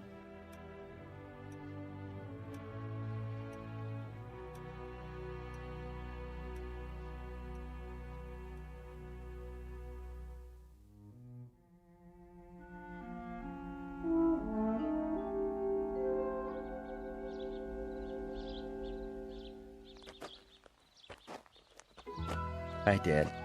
David, you're looking well, son. What's the suitcase for? Oh, just a few things for now. I don't understand. Wouldn't want to push you out of the house and home. What? Of course, I don't have that much anymore, but I suppose it could go into storage. Whoa. I think there's been a misunderstanding. There has? Get in. We need to talk. If it isn't convenient today, we can make it another time.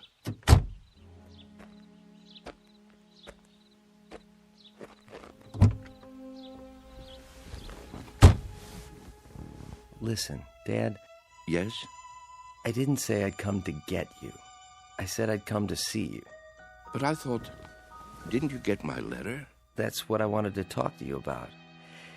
If it were up to me... You don't have to explain. Well, Debbie's turning the extra room into a nursery. Right now it's being painted and... I understand. I don't think you do. Let's drive a bit. Your friends are watching us. It's all right, really. Let's go into town. I'll buy you lunch. That's not necessary. Please, Dad. I want to. This wasn't a good idea. If you let me explain... Pull over here, please. I can walk back. But, Dad... The exercise will be good for me. If you just listen... We'll have lunch another Saturday, son. Call first, though. I'm really quite busy these days. You're taking this all wrong. Give my love to Debbie, will you?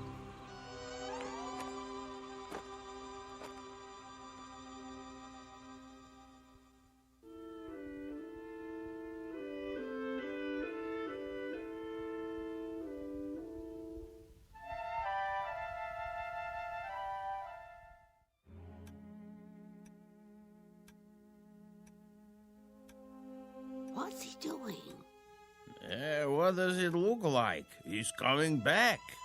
I thought he said... Don't stare. It's not polite. Yeah, you're it. Gotcha. Hey, where'd our can go? That old man's got it. Hey, mister. What's this? Our can. Your can? Can we have it back? Could you have... Yeah, we need it. Oh, you do, huh? Yeah, we're playing a game. Yes. Yes, I remember. This is a good can. Nice and sturdy. It will take a lot of kicks. It will?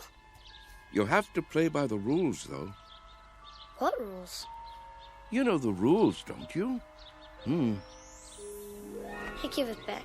Please, mister? I'd say this can is just about the perfect size. Is he gonna keep it? Hey, mister, can we have our can back? You can get another. Any one will do. Tomatoes, beans, doesn't matter. You'll see.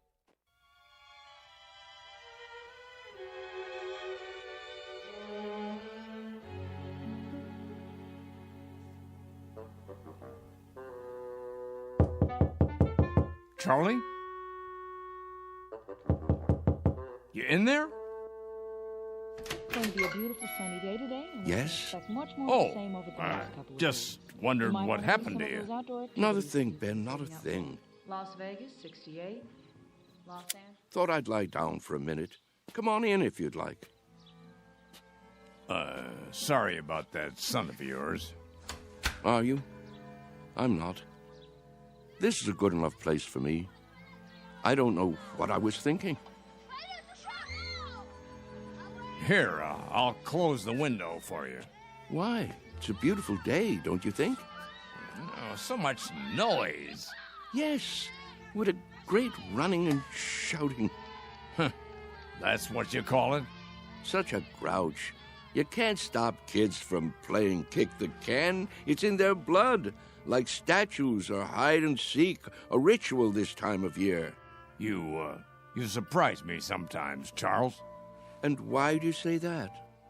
You actually brought that tin can up to your room? Must be filthy. No, it's not. It's been emptied out and washed clean and baked by the sun till it's shiny as the day it was made, tempered by the wind and the grass and the warm summer air. Sure you're feeling all right? Admit it, Ben. Admit what? Don't you ever think about it? You must. I don't know what you're talking about. All kids play those games the same as we did, and the moment they stop, they begin to grow old. Oh, come on. It's almost as though playing kick the can keeps them young. Huh. So that's what this is for. Magic. I'm not sure. Charlie, I'm worried about you.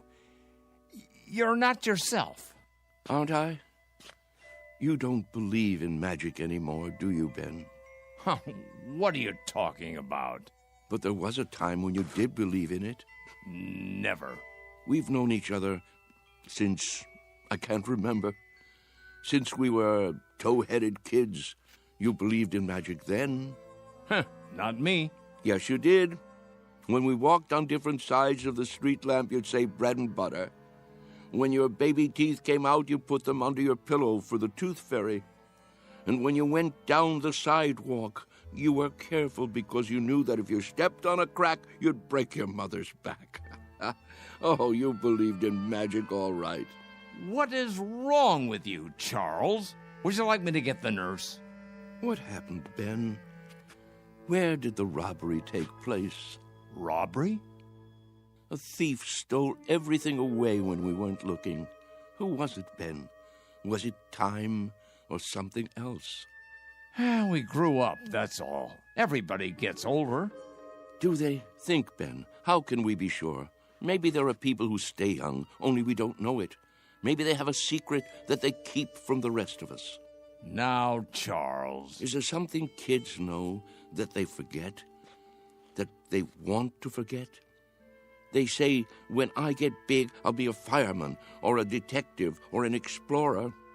They wish so hard to get older that it finally happens. They get taller and stiffer and forget the magic that made it all possible. There is something wrong with you. I've never heard you talk this way before. Maybe the fountain of youth isn't a fountain at all. Maybe it's a way of looking at things, a way of thinking. Charles? Yes? Stop it. Stop what? You're an old man, don't you understand? Your youth has been gone for 60 years. Well, what I mean is, you lived a full life, Charles. Don't go sloppy now. Don't spoil it by acting like a nut. But it's all so clear. It makes sense. It isn't too late to play kick the can. That's the secret. Can't you see, Ben? Can't you? I see a plain old tin can with dents in it. That's all. Then look again. This can is special. I'm absolutely sure of it.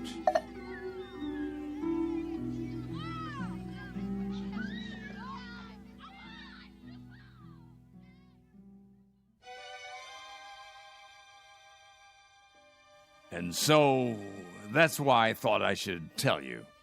I'm glad you did. It's just that I can't stand to see him make a fool of himself. Of course not. And if there is something wrong with him, something in the head, then you can get him the right medication.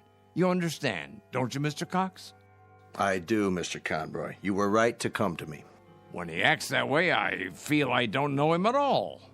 It's foolish talk, I agree. So what are you going to do? Nothing. Beg pardon?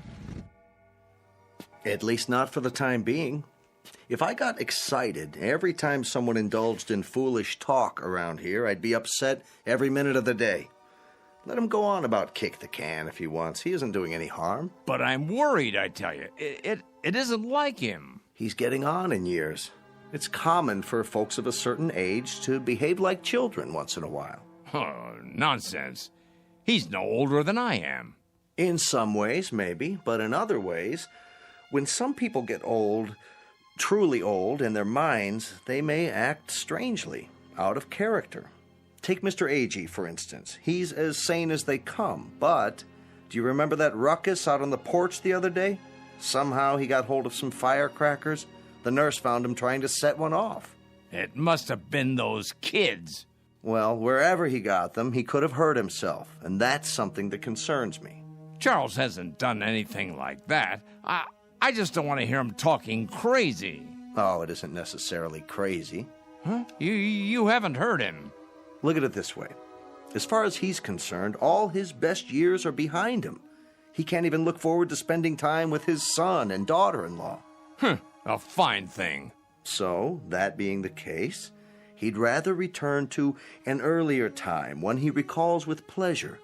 It only makes sense from his point of view, so he uses a time machine to accomplish it. A what? It's called memory. Is that so crazy, Mr. Conroy? Everybody does it, even you. But he actually believes he can be young again by playing kids' games. Not really. He's exploring, that's all. He'd like to believe that kick the can is a magic button he can push to make himself young. But deep down inside, he knows it won't work. Instead of the disappointment of failure, he'll never risk pushing that button to find out. Stop worrying. Your friend is fine. Are you certain? I'm certain. Until he does something to endanger his health or the health of others, there's no reason to interfere. Thanks for stopping by my office, though. Look at the time. You wouldn't want to miss dinner.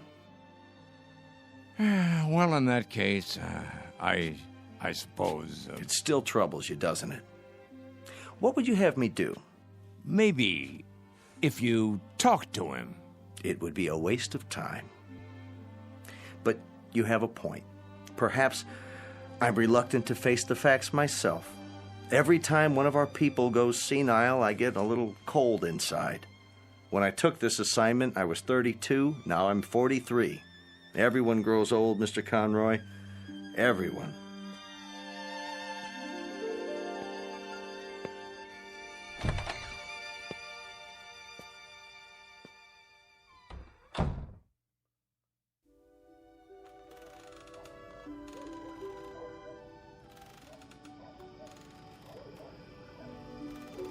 I think we should go in now. Yes. It turns chilly this time of day. Stay a while. We can watch the sun go down. I've seen enough sunsets, thank you. Hey, it's the same. It's pretty sight. Puts me in the mind of back home. If we're going to stay on the porch, I'll need my sweater. Why don't you come inside with me, Mrs. Summers? Give me a moment to get my strength. There you all are. I wondered where you'd gone. Hello there, Whitley. Hello. We were just going in. Why? Before it gets dark. I have my programs to watch. What's wrong with you people? Wrong. Nothing in particular. Then show a little life. Aren't you the same ones who used to skip rope and hunt pollywogs and night crawlers when the sun went down? Why, I don't think so. Don't ring a bell. Well, I was. If you can't remember it, I'll remember it for you. The weather was just like this, back in Wheattown of a summer evening. Right after dinner, you'd hear a banging of screen doors all down the block, and there we'd be, Stanley Maple and his kid brother, Wes, and Ben Conroy, and the Arvis girls, and some others whose names I can't think of.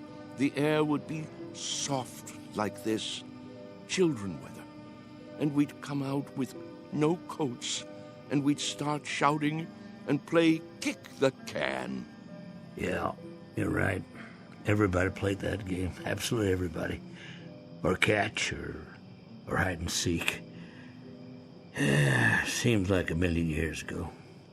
I was fastest runner on the block. Were you? Sure was. When we played kick the can, I was never it. But now, ooh, look at these legs. I remember. I remember. Sure you do. But we all grow old. I miss the running most. I think if I could only run again, growing old wouldn't be so bad. I agree with that. That's one way to look at it. Maybe we can't run as far and as fast, but we can move about, and there are lots of trees and bushes. If the hunted are handicapped, so is the hunter. You can't be serious. He isn't serious. But I am. I was the fastest runner on the block. Us? children's games. It's the secret. Can't you see? The secret of youth. Well, now, I don't know about that. Look at this. What do you see? Ooh. What have you got there? Just what you think it is. The fountain of youth. The source of the Nile. Looks like a tin can to me. It's a good deal more than that, I promise. Take another look. Think, feel. Have you forgotten how? Have you all gone too far to turn back? Back to what? You mean to what we were? Yes. Do you feel it inside you yet? Here, take the can, touch it, pass it around. Does it wake the part of you that's been asleep? Let me see that. Well? Why? It fits perfectly in my hands. Here, Mr. Agee, you try. Okay. Ooh, I thought it would be cold, but it's warm. Is it? Of course it is. Put it like a seashell. Now listen. To what? Can you hear it? Summer, grass, running and jumping, youth. I hear something. It's telling you to wake up. This is the last chance. Somebody, tell me I'm not crazy. Or if I am crazy, prove it to me. I can't play kick the can alone. Well, I don't know, Charlie. I'm not quite sure, but I think these legs, they might just work. Oh, there's the sprinkler. Yep.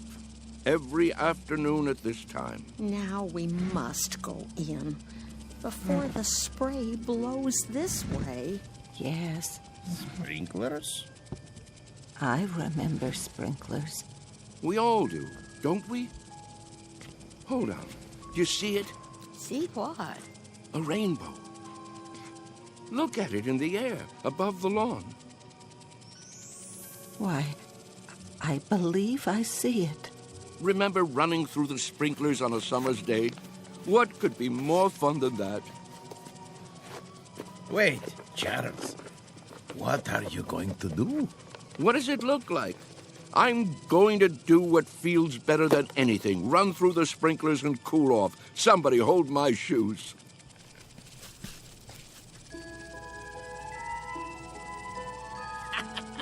Well, look at him, will you? This way, everybody. It feels great. Mr. Whitley. Charlie, what are you doing? Come on in. The water's fine. Nurse! Nurse! Yes? Help me get him inside. Yes, Doctor. Don't worry about me. I'm having a great time. That's enough. He's soaked. Get him some dry clothing and put him to bed before he comes down with pneumonia. Right away. Ah, you're spoiled sports. That's what you are. I don't need any help. Don't be difficult, Mr. Whitley. Just come along. I'll get you a towel. What are you doing, Ben? Did you call them? It's for your own good, Charlie. You'll only hurt yourself. I thought we were friends. We are. That's why. This way. I'll bring your shoes later. All right, everybody. The party's over. But he wasn't hurting anyone, was he? You see, he's been talking to them. Pretty soon he'll have them believing it. I was afraid of something like this. Yeah, it's like he's gone crazy after all. I'll have him moved to the observation room in the morning. But, Doctor, to be all alone, that'll kill him. If I don't, he'll end up killing himself.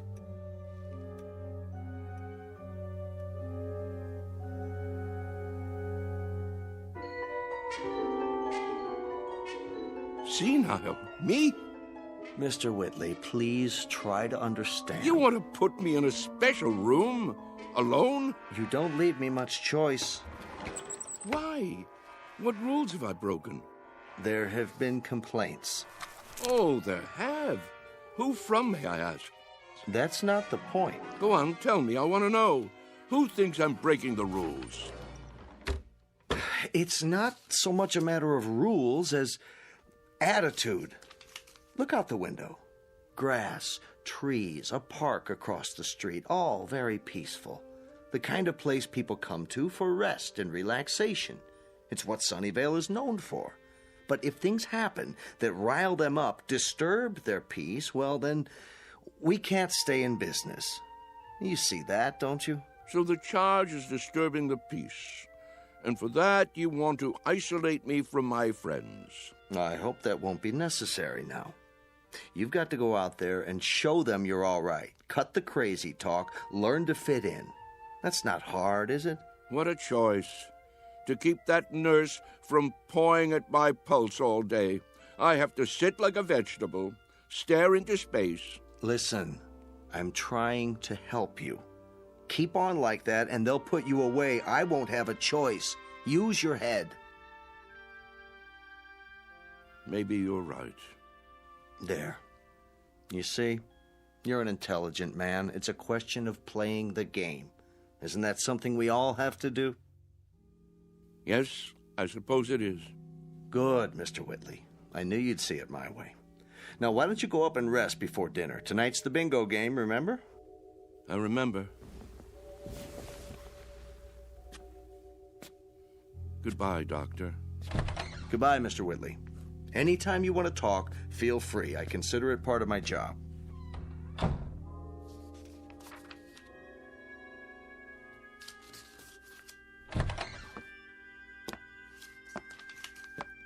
I made him change into fresh clothes. So I see. Thank you. Is he going to be all right? I think so. It must be quite a transition. Remind me of that when it's time, will you, nurse? Time for what? To pack it all in. Personally, I think I'd rather go back to the town where I grew up, instead of rooming with a house full of strangers.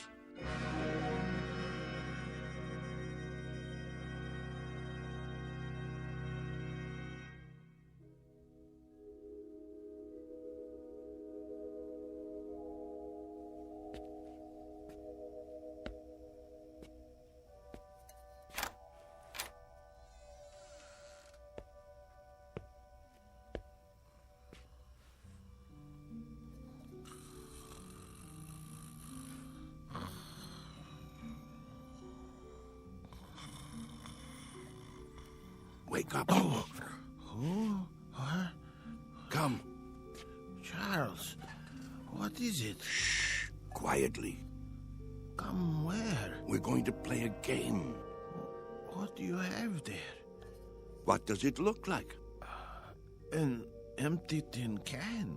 We're going to play kick the can now? It's dark outside. It usually is in the middle of the night. Now get your robe and come with me.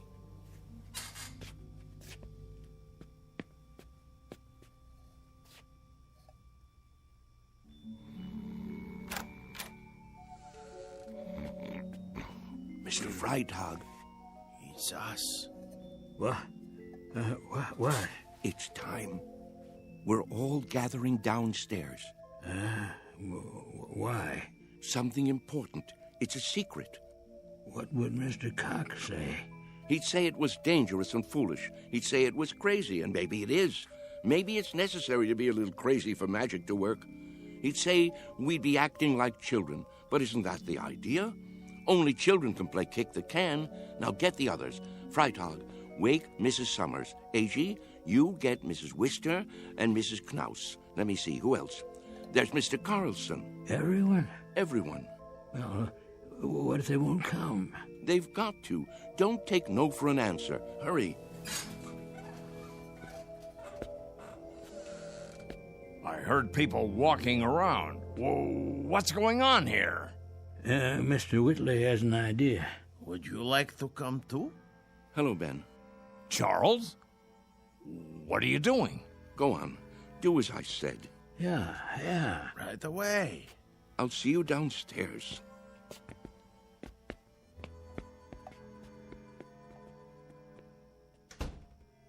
You should be sleeping. Everyone should be... What's that in your hand? No, Charles, you can't. Who says so? It's against the rules. The devil with the rules. It's our last chance, don't you see?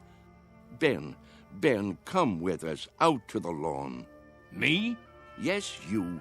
Ben, we always did everything together. Let's not stop now. Even if you think it's crazy, come out and play. Come to your senses, Charles. You think I'm obsessed? You think I've got hold of one crazy idea and won't let it go? Well, haven't you? Maybe so, but where I have one idea that's strangling me, you have dozens. You're the one obsessed. Oh, nonsense. Is it? You're afraid of death, but you're also afraid of life. You think age gives you the right to stop growing. You've sealed yourself inside your shell, and you're afraid to poke your head out and look around. That's enough. You're afraid of a new idea. You're afraid to look silly, afraid to make mistakes. You've decided you're an old man, and that's what's made you old. I am old, Charles, and so are you. It's a fact. Facts be damned. Your bones are old. They'll break if you try to run with them. Your heart is old. Your lungs are old. Don't you get it? You're used up, worn out by a lifetime. Sit down, Charles, before you fall down. Go back to your bed. I can't do that, Ben. Charles? I've got to find out. Won't you help me, Ben? There is magic in the world. I know there is. When I fell in love with Mary and kissed her for the first time, that was magic. When my boy was born, that was magic. The moon is magic, and the stars. Friendship is a magic thing, too. Life is magic. Maybe I'm right, Ben. Can't you consider that? Maybe kick the can is the greatest magic of all. Well, what do you say? There's nothing to say. I just don't know how to get through to you anymore. Then I'll do it alone.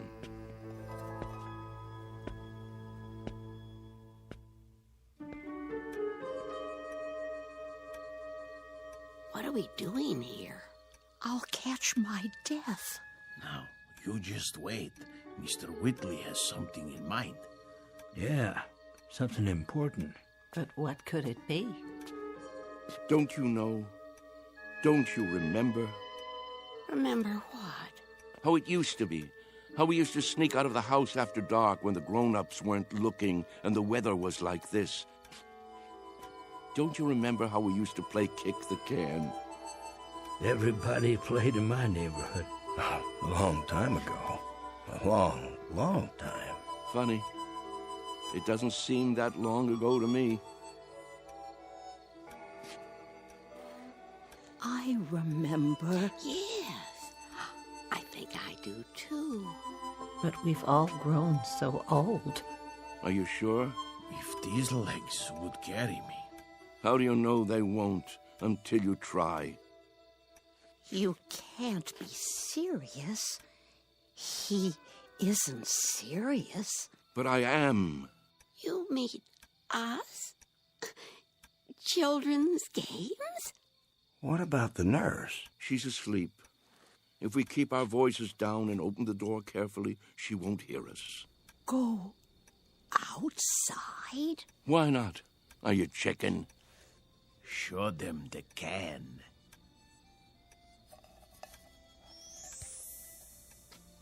Where did you get that?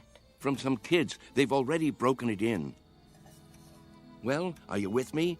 Or do I have to play kick the can all by myself? Who remembers the rules?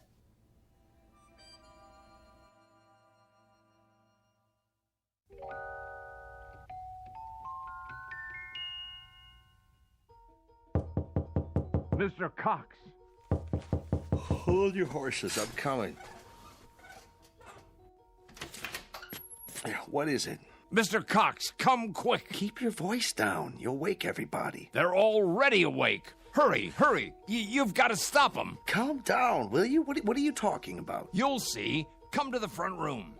Easy, Mr. Conroy. Now, what is it exactly that I'm supposed to see? There's no time to lose.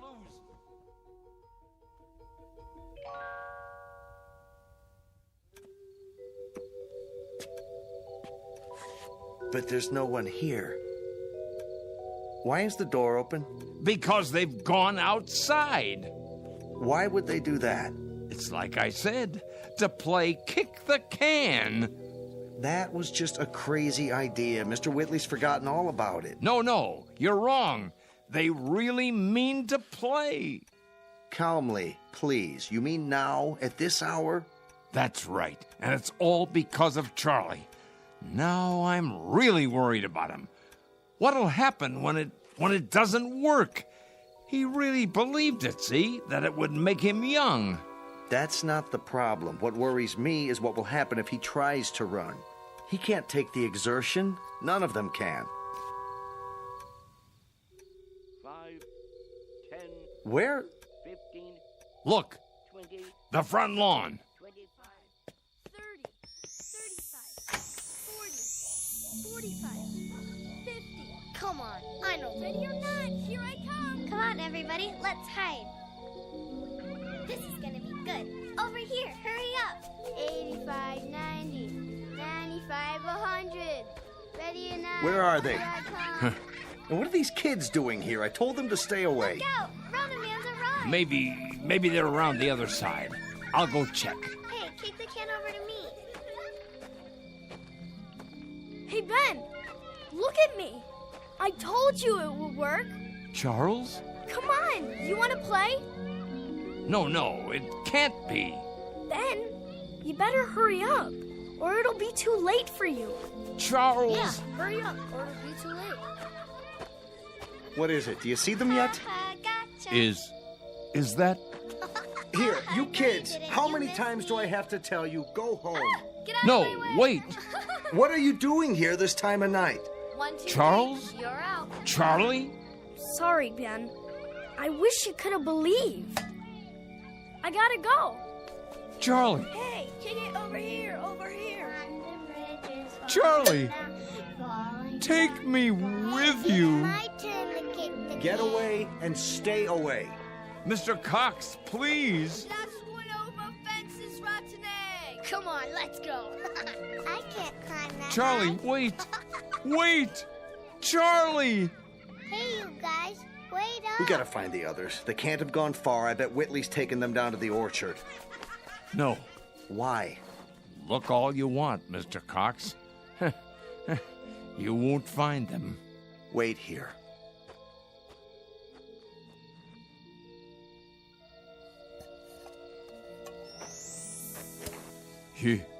You forgot your can, Charlie. But don't you worry none. I'll keep it for you. Inside.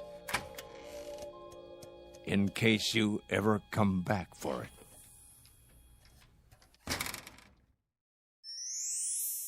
Come on, let's play kick the can. Come on, let's hide. You'll never find me. You can't catch me. I'm too fast. Haha, you missed me. Come on. No, kick it to me. Kick it to me. Gotcha. Yeah. Ollie, ollie, oxen. Free, free, free.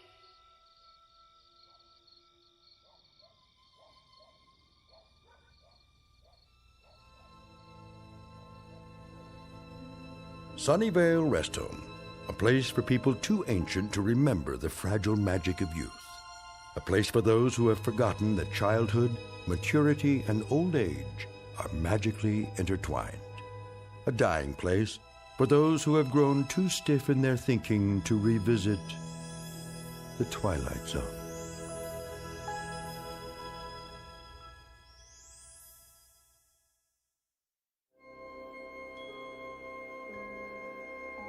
Hi, this is Carl Amari, producer of the Twilight Zone Radio Dramas. I'd like to take a moment to tell you about our official website at twilightzoneradio.com, where you'll get the latest news and information on these Twilight Zone Radio dramas. Plus, at twilightzoneradio.com, you can digitally download 3 free episodes or any of our episodes for only $1.95 each. In this age of ever-changing technology, we've decided to make these episodes instantly available to you by making the Twilight Zone Radio Dramas a digital download-only series. This means that this series will no longer be offered on CD. The CD collections at our website are now being offered, while supplies last, at buy one, get one free. So be sure to get your favorites before they're sold out. Be sure to visit us often, and I'll see you in the zone.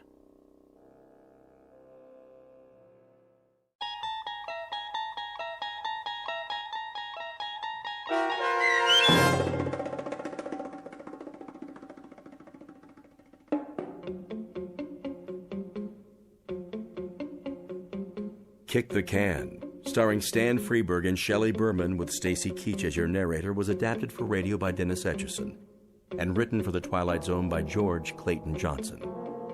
Heard in the cast were Christian Stolte, Kurt Nabig, Herb Graham, Joby Cerny, Doug James, Roz Alexander, Meg Thalken, Renee Matthews, Sarah Wellington, C.J. Amari, Natalie Berg, Amanda Amari, Mitchell Hernandez, Julia Cosmos, Robert Gerdish, Matthew Gerdish, and Braden Looper. The producers of The Twilight Zone wish to thank CBS Enterprises and the Rod Serling Estate for making this series possible. This copyrighted radio series is produced and directed by Carl Amari for Falcon Picture Group and Westwood One. Sound design and custom Foley effects for The Twilight Zone by Cerny American Creatives Bob Benson, Craig Lee, Michael Slaybach, and Matt Sorrow. To learn more about The Twilight Zone Radio Dramas and to contact us, visit our official website at twilightzoneradio.com. Doug James speaking.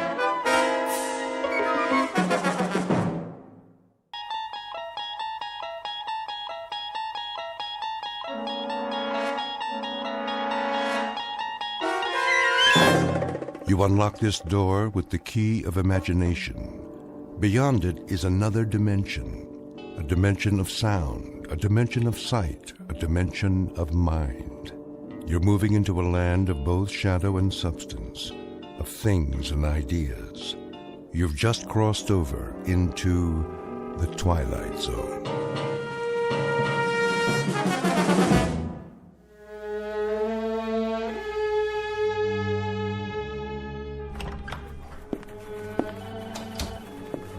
Mr. Sperry, Director of Development. Please hold. Good morning, sir. Yes, this is market research. Mr. Abercrombie is still available. Mr. Jameson's office, personnel. I asked Mr. Sterling to return your call. Oh, hello, sir. Legal department. I'll connect you with Mr. Barwell. No, he hasn't. Not yet. May I take your number? Miss Pepper. Mr. Feathersmith, how are you this morning? Miss Pepper, when the old gentleman arrives, will you show him in? Of course, sir. Is there anything I can get you? The mail's on your desk. I have a list of your appointments. The old gentleman, that would be... Mr. Dietrich? Then it's Der Tag. What's that? The day. Today? Isn't that right, Helen? Well, he has an appointment. He's going to get it. Mr. Feathersmith will have him drawn and quartered and served up in the executive dining room with an apple in his mouth. Shh, there's Mr. Dietrich. Excuse me. I have an appointment to see Mr. Feathersmith.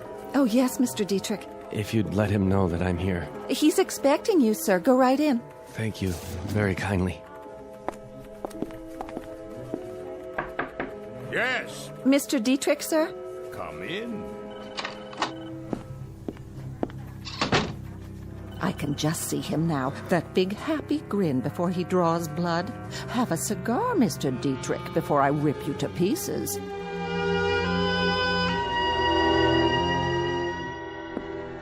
A cigar, Mr. Dietrich?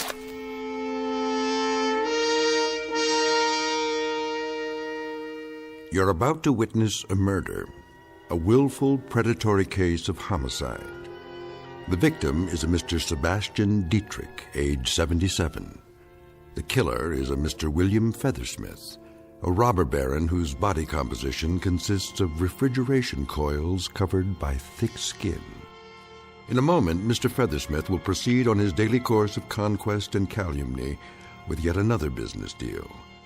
But today's deal will be one of those bizarre transactions that take place only in an odd, out-of-the-way marketplace known as the Twilight Zone.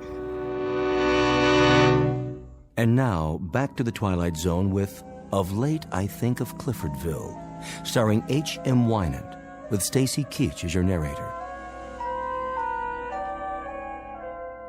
I said, would you like a cigar? No, thank you, Mr. Feathersmith. You asked me to come here at 2, and it is now 2. What did you have on your mind?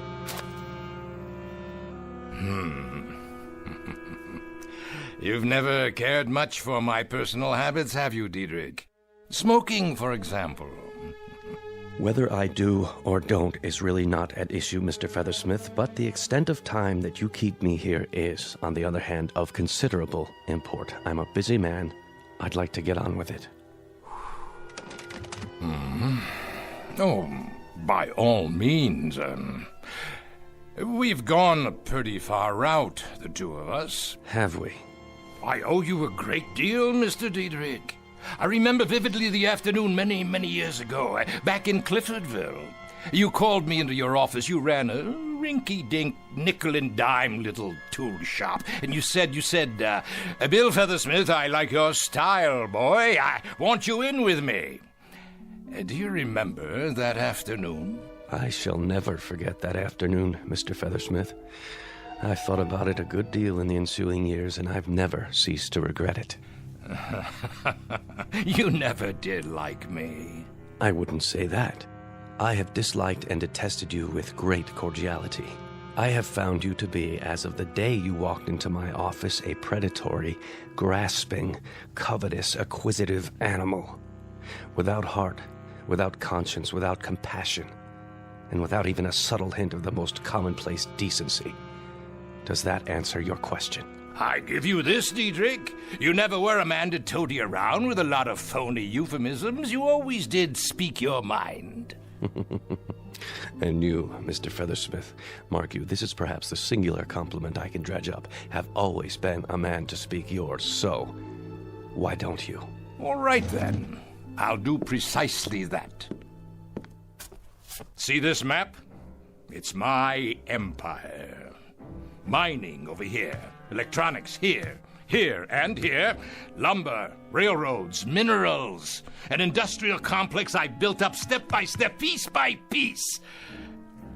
And in which I take pardonable pride.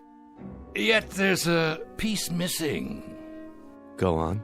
Well, that is to say, there was a piece missing. The Diedrich Tool and Die plant. Was? A good, substantial plant employing 13,000 people, some 40 years in operation, not always perfectly managed. But sufficiently well to make you move heaven and earth to try to buy it. Thank God I won't live to see the day when you get your greasy hands on it. Of course, as a matter of your financial problems, I happen to know, Mr. Diedrich, that you secured a loan of $13 million. This is the note here. Isn't it? How do you... I bought the note, Mr. Diedrich. I paid an exorbitant amount of money, far more than it was worth, but it was, let's say, an exceptional opportunity for our lives to crisscross again. What is your point? The point is right here on the note. It says payable on demand. So, on demand it is. I want it paid, not tomorrow. Now, this moment, I want your personal check in the amount of $13 million, or I'm very much afraid I'll have to send out the painters to the Diedrich Tool and Die Works and cross your name off the sign. Feathersmith, if you call in that note, you'll ruin me. You'll put me into bankruptcy. You'll kill off everything I have, everything I own. You're a most discerning man. Here it is only 6 minutes past 2. 6 minutes! That's all the time it's taken for you to comprehend that I've managed to kill you off.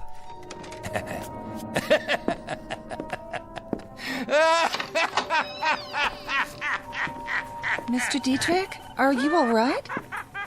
Sir, is everything... Would you like to sit down? You look so pale.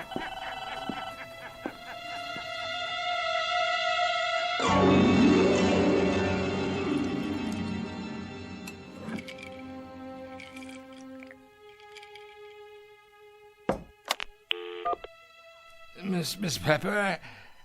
Miss Pepper? Where is she? What time is it? Oh, excuse me, sir. I didn't know you were still here. I'm here, my good man. I'm assuredly here. And here is the mountaintop. The high rung on the ladder. I'll finish cleaning later. No. you may join me on the mountaintop. Here I am, way up on the mountain, like who was it? Genghis Khan or Julius Caesar? Julius Feathersmith.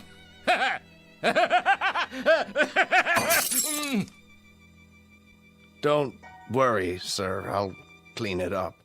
Who are you, anyway? I'm Hackett, sir. The custodian, top 3 floors. Well, how would you like a drink, Mr. Custodian of the top 3 floors? Yes, I have another bottle somewhere. Thank you, no, but I appreciate it. How long have you been performing this illustrious task? 34 years, sir. I've been 34 years in the building. I got a gold watch last year. A gold watch? After 34 years. That's practically as long as I've been in the building. But I didn't start here. No. I know indeed. I started in a little town called Cliffordville. Never hear of Cliffordville, Mr. Hackett?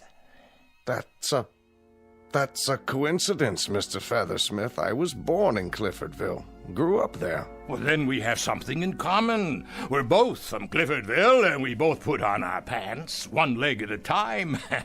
But there, the similarity ends.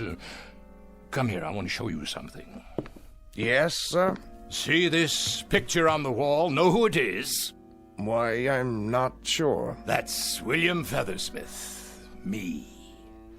Taken in front of our old home in Cliffordville. Now that was a town, wasn't it? That was a real place. Stately trees, gracious homes, beautiful sprawling park, and real people who knew the value of a buck, people who worked hard to get it. There was none of this crazy stuff about unions, retirement benefits, or antitrust suits, or any of that claptrap.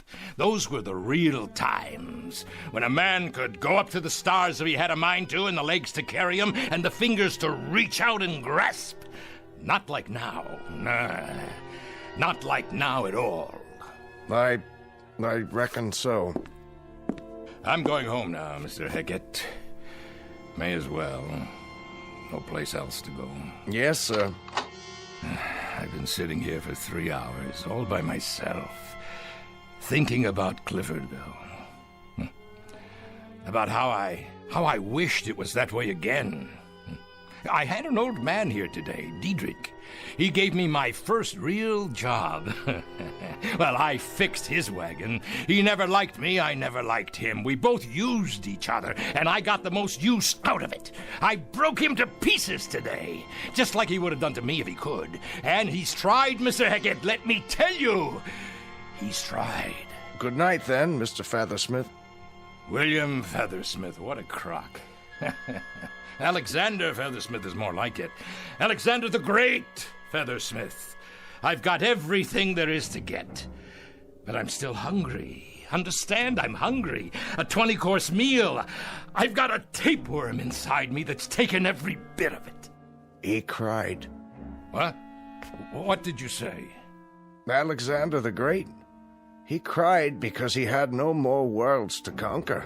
I guess maybe he was kind of like you, Mr. Feathersmith. You know what I wish?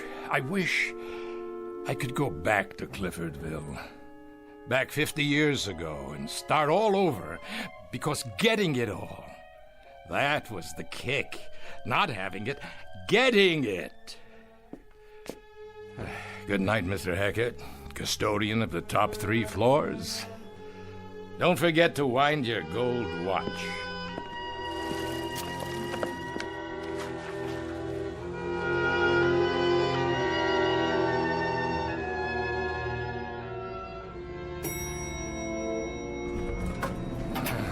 Oh, at last. Hold on. This isn't the lobby. Hey, wait! I said wait! Where? 13th floor. Oh, great. But well, this building doesn't have a 13th floor. Hello? Who's there? Hello? Hello? Oh, I'm glad you're still here. The elevator let me off at the wrong floor. Oh, how do you do, sir? I was just about to close up. Who are you? Devlin. Just Devlin? The first name's not important. No. I own this building. I'm aware of that, Mr. Feathersmith. What I'm not aware of is you're having an office here, whoever you are. Oh, I've just opened it, Mr. Feathersmith. Devlin's Travel Service. As a matter of fact, I opened it for your convenience. Mine? Would you care to come in? Why? Why, because, Mr. Feathersmith, we've got some business to transact, you and I. Please, have a seat. There's no reason why we shouldn't be comfortable, is there? I must have missed something. We have business? What sort of business? Travel, of course. I've been expecting you. You have? Sit, please. Now, isn't there anywhere you'd like to go? Your heart's desire? Well, there was this town. Of course there was. The name of the town was Cliffordville. Ah, yes, Cliffordville. And it was a pleasant town? It was better than pleasant. And there were the local girls. Oh, beautiful, just beautiful. They always are. Go on. You were saying? I remember old Doc Wagner, too. Treated me when I broke my arm. That's another thing. There was none of this blood pressure, basal metabolism, cholesterol nonsense. Old Doc Wagner looked at your tongue and wrote out a prescription, and that was it. And the food, simple, fair, healthy, and delicious. That was the way life was then. Simple. And you enjoyed that, didn't you? What? No, I didn't have time to enjoy anything. But I did what I wanted to do. I worked, I scrambled, I dug, I scratched, I pushed, drove, and I went up. Understand? I went up. And now you're all the way up. But you're simply bored. That's what it is, isn't it, Mr. Feathersmith? I'm worse than bored. I don't have any purpose now. No plans. No drive because there's no place left to go. Are you sure? The sign on your door, what does it mean exactly? A succinct suggestion of the kind of service I offer, Mr. Feathersmith. And that is? Just as it says. Travel. Or more to the point, if you don't mind the rather melodramatic terminology, one might call it time travel. Miss Devlin, I think we may have something to talk about after all. Indeed, Mr. Feathersmith. You've got everything you want. And the pleasure is not in the acquisition. It's in the struggle to acquire. Isn't that the sense of it? Go ahead. So, let's do this. Let's send you back to Cliffordville. The Cliffordville of 50 years ago. And you can start fresh. Acquire. Build. Consolidate. Do it all over again. How does that sound? You're not dealing with a bumpkin, Miss Devlin. This isn't one of those sell your soul for a nickel country boys. Try this. You send me back in time to Cliffordville, but I want to look like I looked 50 years ago. Agreed. Number 2, I want to keep my memory, everything that's happened since, not impaired one bit. Check again. And I want the town to be exactly as it was, the same people. All very easily arranged. Now for the price. I suppose the standard payment is, well, what you call a soul. On occasion, that is part of the transaction, but in your case, I believe we got a hold of your soul some time ago. Let me check.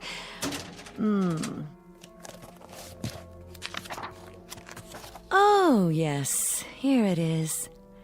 There was the crash of the Trans-Mississippi debentures, the company you bought and manipulated. You ruined several hundred people with that bit of chicanery. The bulk of your soul went over to us shortly thereafter, and there are several other items here. Private life, subconscious thoughts and dreams, indirect murders, people you drove to ruin, hopelessness and suicide. No, I'm afraid your soul is not yours to negotiate. Then what do you charge? Cash, Mr. Feathersmith. The old Missoula. I have your current assets tabulated here. Were you to liquidate as of this moment, you'd be worth precisely $136,891,412.14. You're very thorough. We have to be. Now, the cost for what you ask is nominal. The entire bill, And this covers transportation, clothing, the retaining of your memory, the maintenance of the town in its historically accurate form, including its citizenry, is $136,888,006, leaving you a balance of $2,812.14. Highway robbery! Quite a little nest egg, considering. Considering that I know where the oil is, just outside of town. 1,400 acres not discovered until they brought in the first well. And of course I know the stock market in advance and every important invention over the years. Before it happens, I can get in on the ground floor. The absolute basement. All things considered, Mr. Feathersmith, it's a fortune. You just send me back there with my bankroll and watch my smoke. How soon can I go? I'll handle the liquidation for you. Just sign this power of attorney, and there's no reason why you can't leave, say, tomorrow morning. Done. Exemplary, Mr. Feathersmith. You're one of the few remaining rugged individualists. A pleasure doing business with you. Now, Union Airways, 8 a.m., followed by a rail connection the rest of the way. I'm afraid there was no airport near Cliffordville back then. You'll arrive at noon. Exactly 50 years ago. And needless to say, I wish you everything that you deserve. Little lady, you don't have to wish me anything. I'll get everything I go after. Everything. You know, Mr. Feathersmith, I believe you. In fact, I have no doubt whatsoever. Care for a cigar?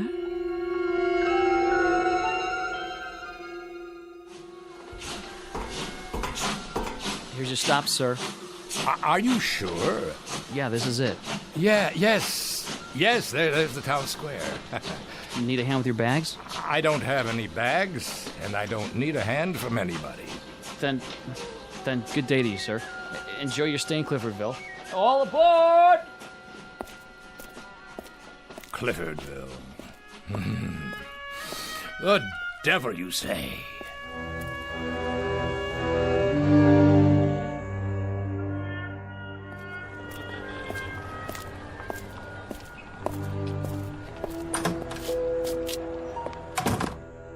Yes, sir. May I help you? I'd like to see the president of the bank. That would be Mr. Gibbons. Do you have an appointment? No, but he'll see me. He's having his lunch right now. Tell him Mr. Feathersmith is here to talk about investments. Some very important investments. All right, sir. I'll tell him. Take your time, sweetie. By the time the bank closes, I'll have this dumpy little milk stop tied up with a ribbon around it, deliverable to me.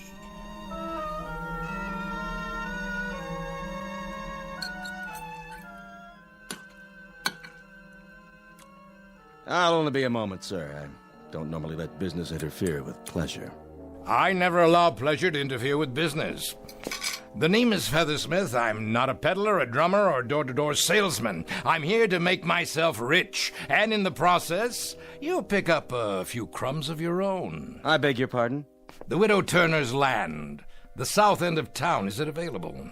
The Widow Turner's land? There were 1,400 acres. Mr. Gibbons, is there an echo in here? No, indeed. It's just that... Well, sir, you're talking about a valuable piece of property. A beautiful spot. Singing birds and constant sunshine. A Garden of Eden for a man with vision. The potential is unlimited. It's a swamp for mosquitoes, and the potential's malaria. I just want you to tell me who owns it and how much they want for it. As a matter of fact, it was purchased from the late Mrs. Turner's estate by yours truly, in partnership with a Mr. Sebastian Diedrich. Diedrich, huh? What do you know? Well, do you suppose you and Mr. Diedrich could be persuaded to part with your land, assuming the price is right? As valuable as it is, well, sir, everything has its price. How does $8 an acre sound? Lovely. Good. If I were an idiot. But I'm not an idiot, Mr. Gibbons. I'll give you $1 an acre. Well, why don't we strike a compromise and say $6? Let's say $1.50. You drive a hard bargain. Mr. Diedrich and I might hold still for $4 an acre. Mr. Gibbons, you wouldn't hold still for a back rub if it couldn't be converted into currency. $2 an acre, and that's it. 2, you say? 2, I said. And 10 minutes from now, it'll go down to $160. Going. Gone, Mr. Feathersmith. I presume this will be a cash transaction. You bring the deed over to my hotel tonight, properly signed and notarized, and you'll have your money. Well, now, sir, this is the way I like to do business. No fiddling around, just two staunch men of goodwill who know what they want. Wouldn't you agree, Mr. Feathersmith? I'll agree with you all the way down the line, Mr. Gibbons, as long as you keep both hands on the table.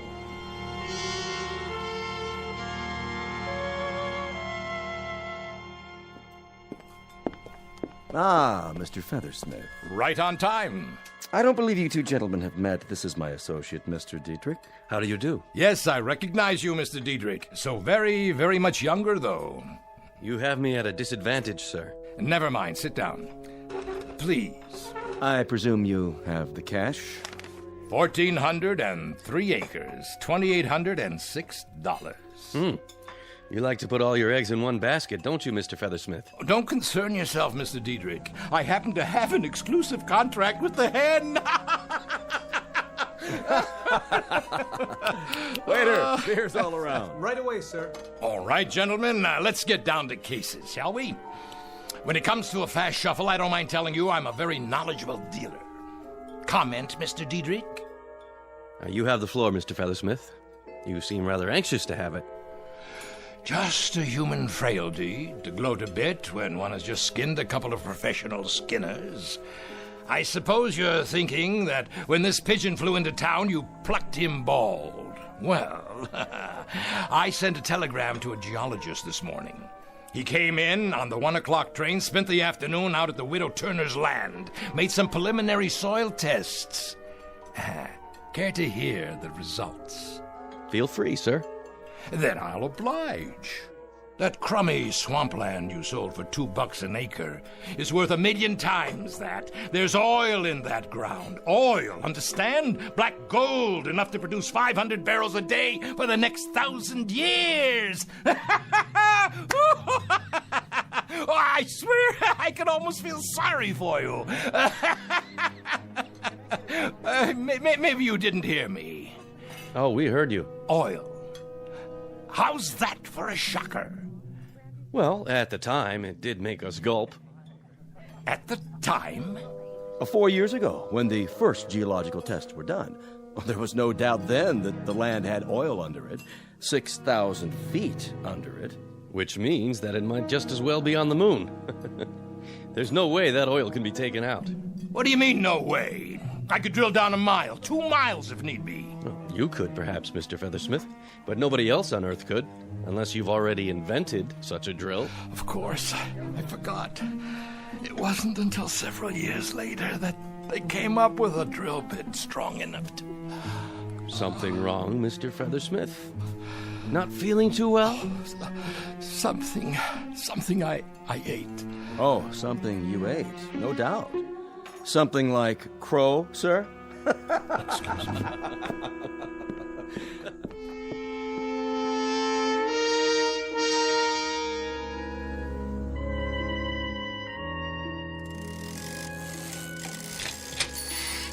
Mr. Kronk, this here is Mr.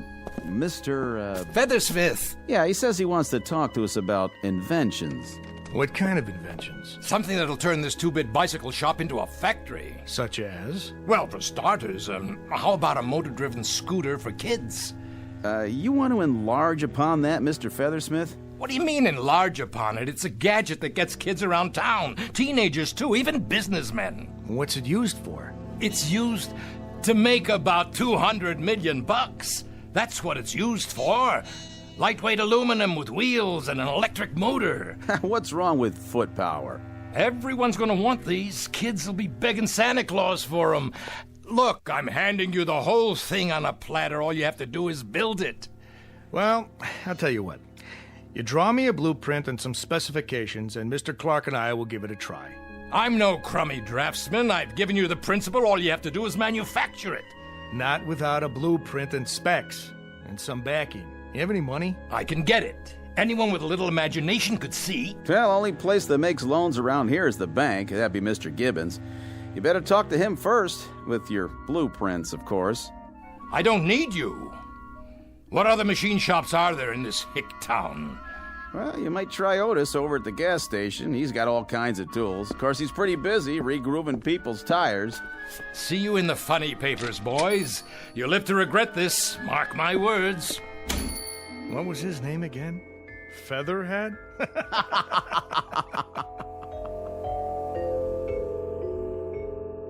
Modems. You connect your home computer to the telephone line. Your home what? Cable television. You pick up the signal from a satellite. What's a satellite? Listen, you download it over a dish network. Dishes? But nobody watches TV in the kitchen. Pantyhose. I say take off your garter belt now and throw it out. Now. And I say get out of my store. All the way out. You have a filthy mouth, sir.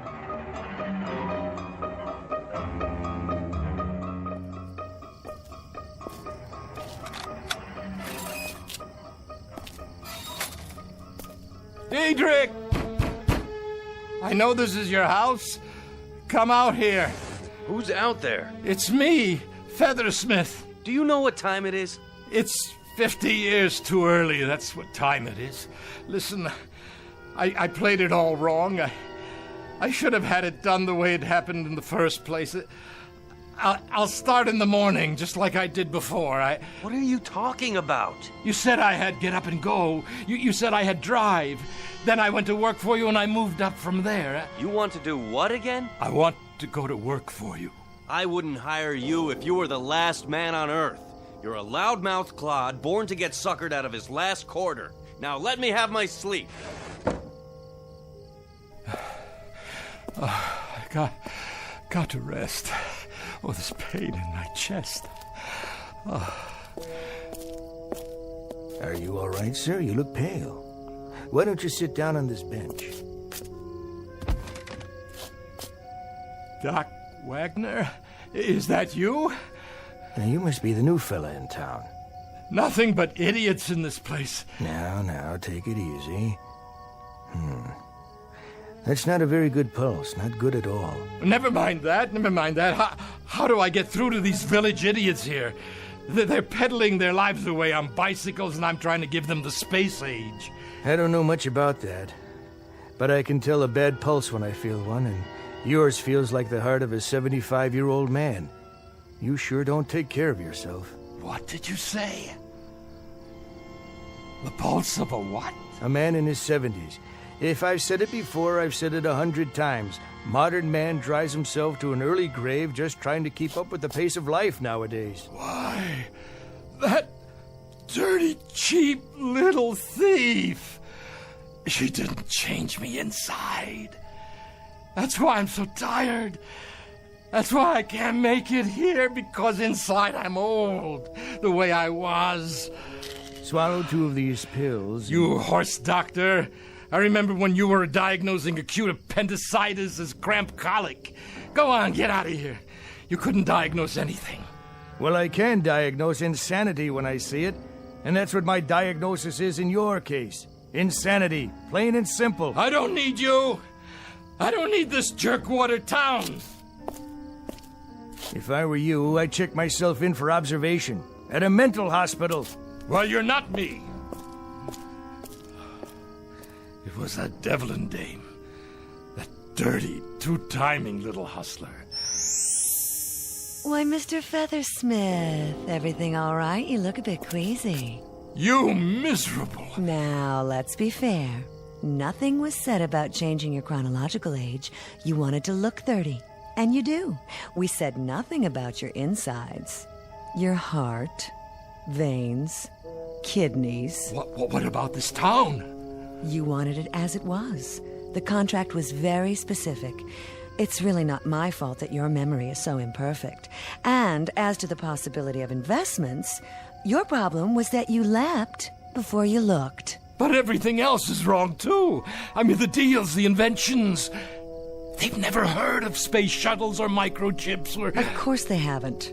And you, Mr. Feathersmith, because you're a wheeler-dealer, a raider, because you're a taker instead of a bringer, you are now what is commonly referred to as behind the old 8-ball. Look, I don't want much. I swear to you. Make it the way it was, that's all. Get me back with Dietrich. Let me start out there, that's all I ask. I think we might be able to arrange that. Mind you, purely as a gesture of sympathy, though it hurts me to mouth the word. Frankly, you are so unhappy, so totally abject a creature that I cannot find it in my... well, in the place where you'd normally find a heart, to leave you here. There's a train out at midnight. A special train. Bless you, Miss Devlin. Please. I won't forget this. There is a small surcharge for the service. How much? $40. Things do cost, Mr. Feathersmith. I don't have $40. I don't have 10. I don't have... What's this in your pocket? Well, how about that? This is your night. You have one negotiable item left. The deed. All you need to do is liquidate it. But who'd buy it? That I wouldn't know. What do I do? You've got a few seconds. Find yourself a customer. It's as simple as that. But where? There's a young fellow over there on his way home. You could ask him. It's bargain night, right here. Huh? 1,400 acres of singing birds, constant sunshine, all for $40. Here, please. Well, for $40, I might be able to... All aboard! Please hurry. There. You won't be sorry. You'll be rich. Hey, what's your name, young fella? Hackett, sir. Bill Hackett.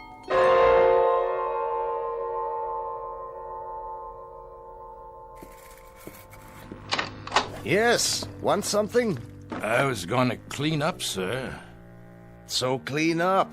Who are you? Feathersmith, sir. Great old town. What is, sir?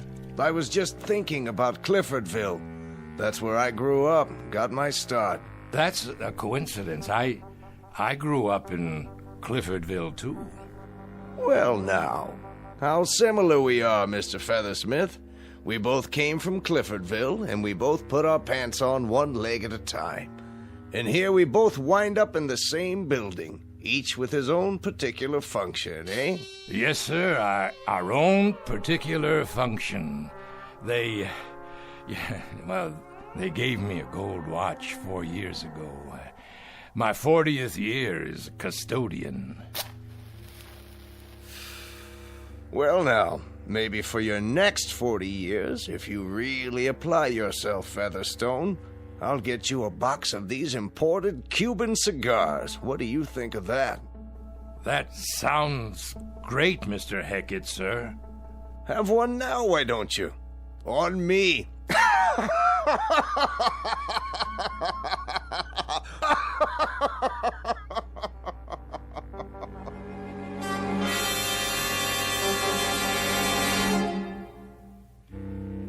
Mr. William J. Feathersmith, tycoon, who tried the track one more time and found it muddier than he remembered it, proving with at least some degree of conclusiveness that nice guys don't always finish last, and some people should quit when they're ahead. Our tale of Iron Men and Irony, delivered FOB from the Twilight Zone.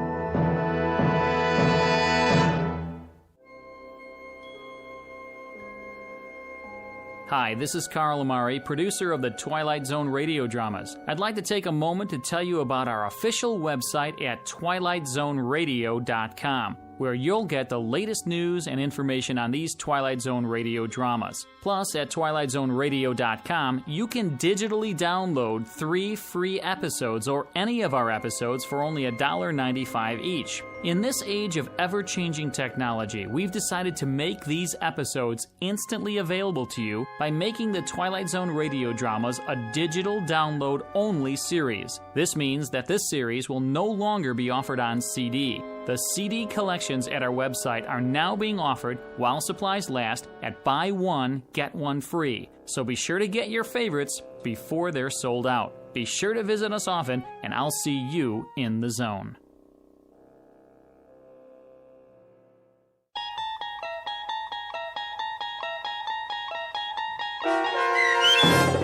Of Late I Think of Cliffordville, starring H.M. Wynant, with Stacy Keach as your narrator, was adapted for radio by Dennis Etchison and based on a script by Rod Serling from a story by Malcolm Jameson. Heard in the cast were Susan Hart, Joe Forbrick, Doug James, Christian Stolte, Mike Baccarella, Jeff Lupetin, Meg Thalken, Jessica Schramm, Lynn Foley, Carl Amari, and Christy Schramm. To learn more about the Twilight Zone radio dramas and to obtain audio cassettes and CDs of these programs, visit our website at twilightzoneradio.com. This copyrighted radio series is produced and directed by Carl Amari and Roger Wolski for Falcon Picture Group. Doug James speaking.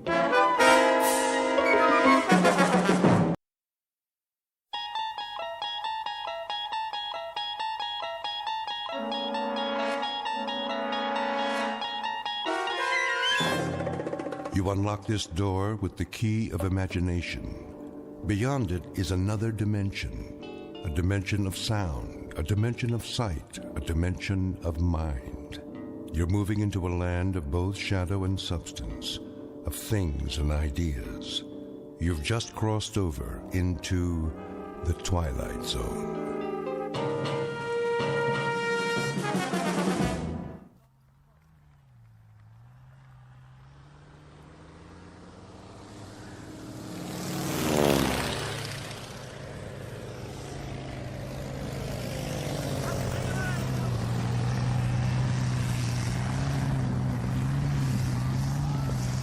Here we are then, all in. Well done, chaps. In time for tea. Rather have a pint. Which one is this? Lieutenant Jones, sir. None the worse for wear. All back then, are they? Not quite, sir. Let me see. Campbell, McCudden, Rhys Davids. Who's still in the air? That would be Captain Mackay and... Not Mac. What about him, sir? Oh, I'm sure he'll make it. The man's an absolute ace. It's just that ever since we lost Ball, well... Yes, that business with the cloud. Cloud, indeed. It was the Jerrys that got him. Bloody butchers. Well, no clouds in the sky this morning, sir, and not a German plane in sight. He should be setting down any time now. Flying alone, is he? On patrol with another scout. Good plane. Decker, I believe. Ah. Seen his share of dogfights? And they both have. Where are they, then? Where?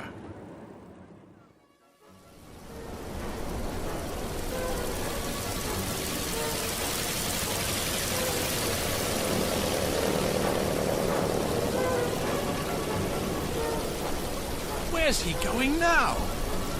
Mac! No, this way! Back to base, man! No, take it down! Cherries! Where did they come from? Look up, Mac! They're above us! No, reduce altitude! Oh, he doesn't see them, Paul. I've got to get out of here before they spot us.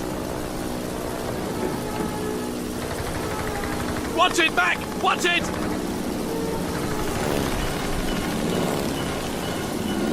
We can't fight them all. Mac!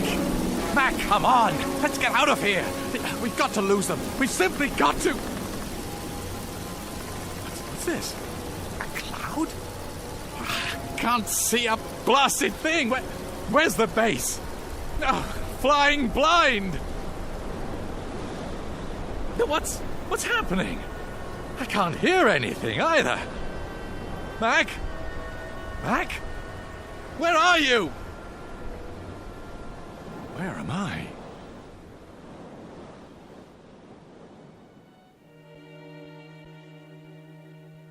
Witness an aerial view of Lieutenant William Smith Decker, Royal Flying Corps, returning from patrol somewhere over France. The year is 1917, and at this given moment, Lieutenant Decker has just discovered that he is lost. But less than 1 minute from now, the lieutenant will discover that there are degrees to being lost. Degrees not only to be measured in miles, but perhaps in eternities. That is, if one has flown into the Twilight Zone. And now, The Twilight Zone and our story, The Last Flight, starring Charles Shaughnessy, with Stacy Keach as your narrator.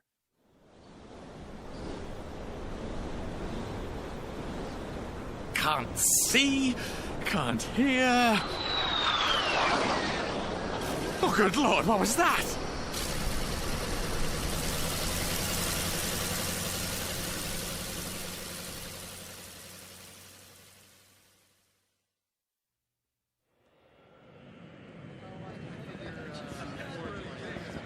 Hey, take a gander at that. What in the... Is this a joke? Who does he think he is? What are you men standing around for? Just heading into the hangar, sir. Corporal, what is that anyway? What's what? That, sir. Take a look.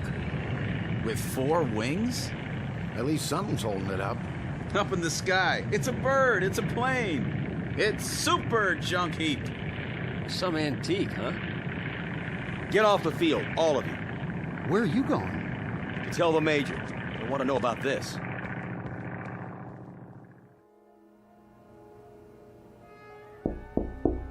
Major Wilson? Yeah? Major, have you? Have I what, Corporal?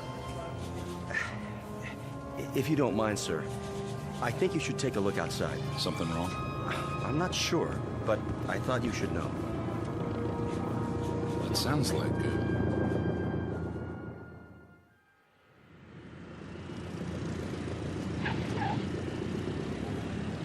Hey, what gives? Some kind of old-timey stunt pilot. Dig those crazy goggles. So that's a biplane. If I remember my history books, it's a Newport Scout. Favorite of the RAF. Must be from an air show or something, huh, Major? No air shows around here. Who gave him clearance to land? That's just it, sir. As far as I can tell, no one. Look, he didn't get shot down. This is restricted airspace. Jeep. Driver for the Major. On the double.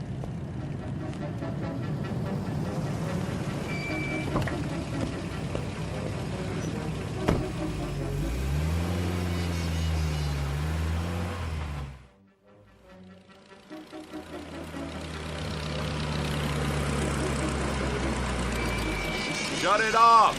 Now! He can't hear you, sir. What's he think he's doing? Just sitting there. Looks scared. He's trying to take off again. Block the runway, man. Move! Can't roll over us. That's it. Cut him off. My best, sir. All right. I surrender. Shut off your engine and climb down. Now.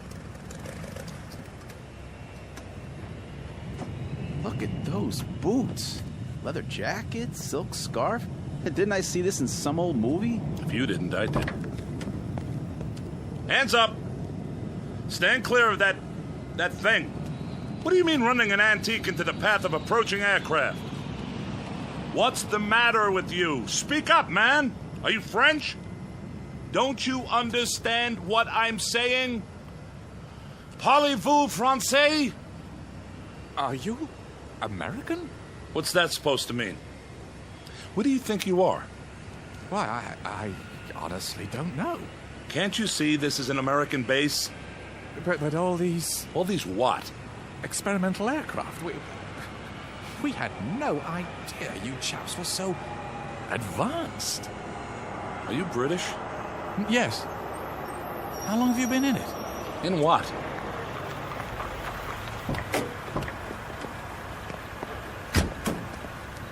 What's going on, sir? Get it out of here. How do we do that? Tow it. I don't care. But get it off the runway. Yes, sir. You'd better come with me. Oh, of course. Get in. Extraordinary vehicle. It's a Jeep, all right? Back seat. Oh, yes. Administration building. Yes, sir. Whoa! Hold on, flyboy. You'll fall out. I just can't believe it. Believe what? Well, an airstrip so close to the lines. How long? I don't follow you. What lines? How long what? Why, the war. How long have you chaps been in it?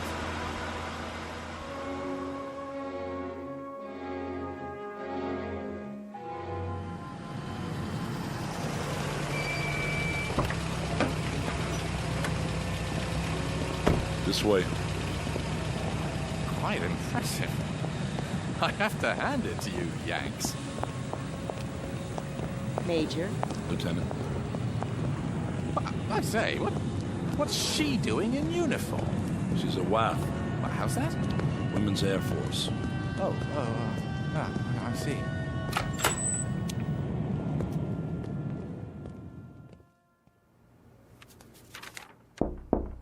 Enter. Major Wilson is here, General. Ask him if he can't wait till later. I have to sign off on this report. It's something kind of special, sir. Oh, all right. Show him in. Come in, Major. What is it, Wilson? I thought everything was under control. Someone to see you, sir. Who's this? Well, sir, this man, he's British apparently, landed on our airstrip a few minutes ago, delaying Captain Bradford's takeoff, I might add. The aircraft, such as it is... Who are you? William Smith Decker, sir. First Lieutenant, Royal Flying Corps. You mean Royal Air Force? No, sir. Royal Flying Corps. All right. Well, what are you doing here? Doing, sir? Why are you dressed like that? Is there an air circus nearby? Air circus? Stunt pilots, that sort of thing. Or are you making a film? Film? A remake of Wings, perhaps. I don't recall an authorization from headquarters. I'm afraid I don't understand your meaning. Oh, you don't? Well, out with it, man. Why are you wearing that costume? This is my uniform, sir. I say, where exactly am I? Where exactly do you think you are? Well, I must admit, it's all a bit confusing. I thought I was landing at the 56th Squadron Air Base RFC.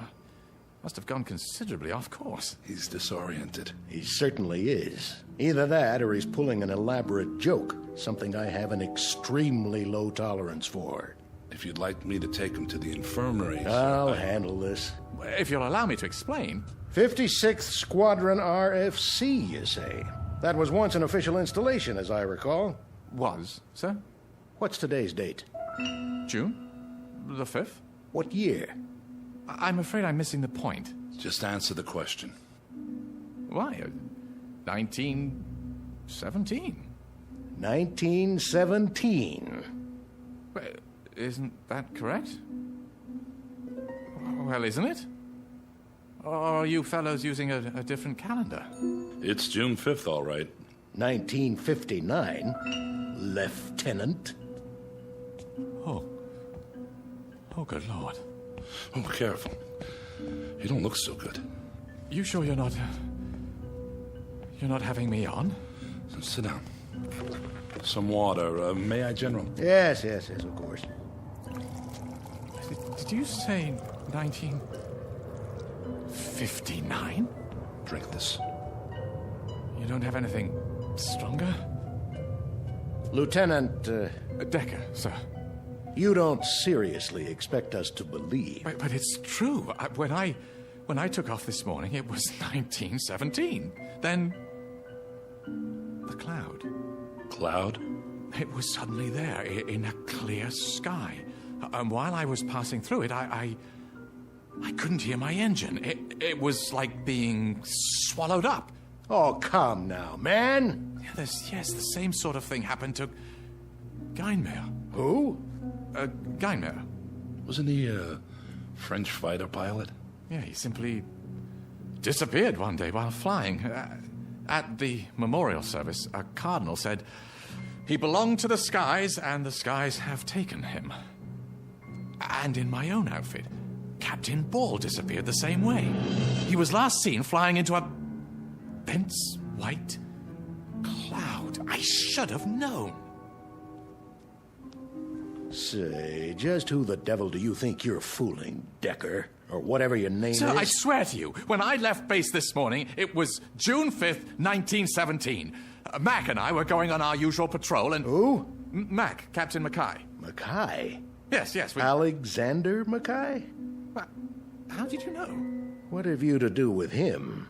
How did you know? I suppose you're going to tell us that you didn't know that Alexander Mackay, Air Vice Marshal Alexander Mackay, is at this very moment en route to this base for a tour of inspection, that your arrival here is purely a coincidence. That's impossible. And why is it impossible, Lieutenant Decker? Because he's dead.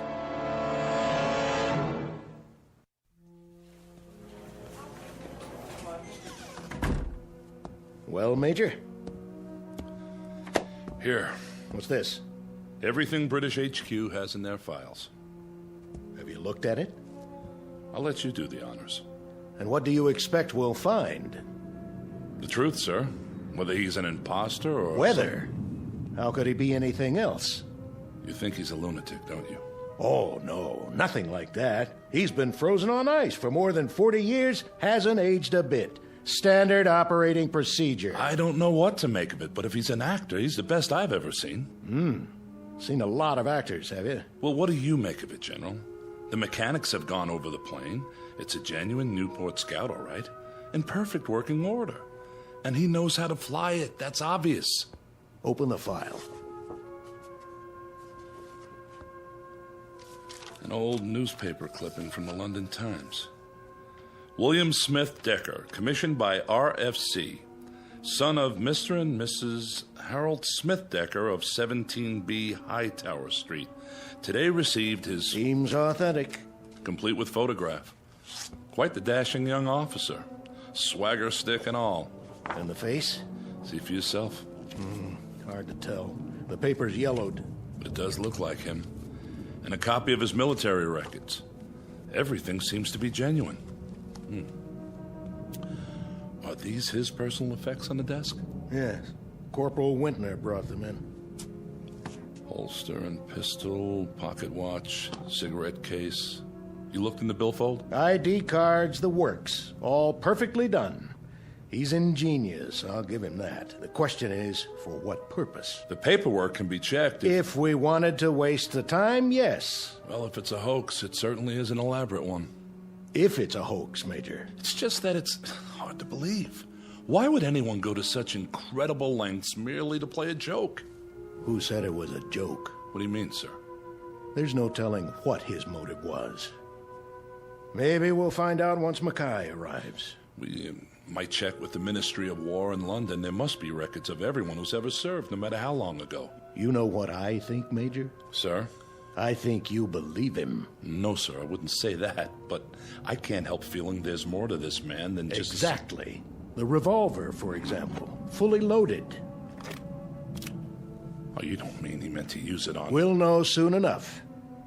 I was watching him, and I'd swear he was genuinely shocked when he found out about Mackay coming here. If he meant any harm to the man, he would... We'll get to the bottom of it. For now, I've ordered him kept under lockdown. It doesn't make any sense, General. Get these things off my desk, will you? Of course. Now, if you'll excuse me, I have a lot of work to do. You don't suppose that... If you'll excuse me, Major. Yes, sir.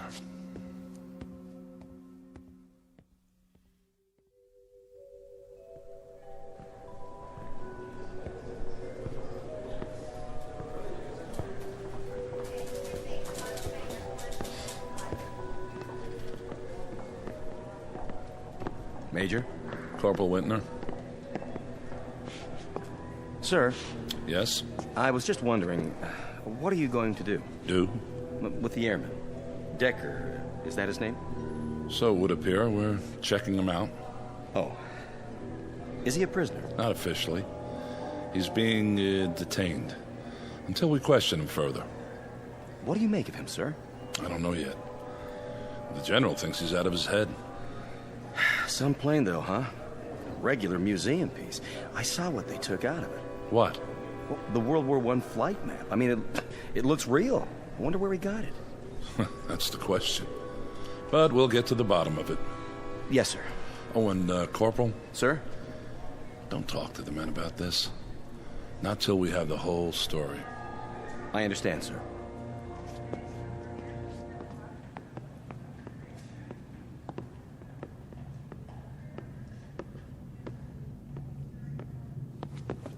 Major Wilson? At ease. How is he? He asked for tea, sir, with milk. Can you beat that? I had some brought over from the commissary. That's fine. I'll be inside with him. Yes, sir. Lieutenant? Why am I a prisoner here? That's not quite that bad. I'm being kept here, am I not? For the time being. But I'm not free to leave. I'm only following orders, Decker, until Vice Marshal Mackay arrives.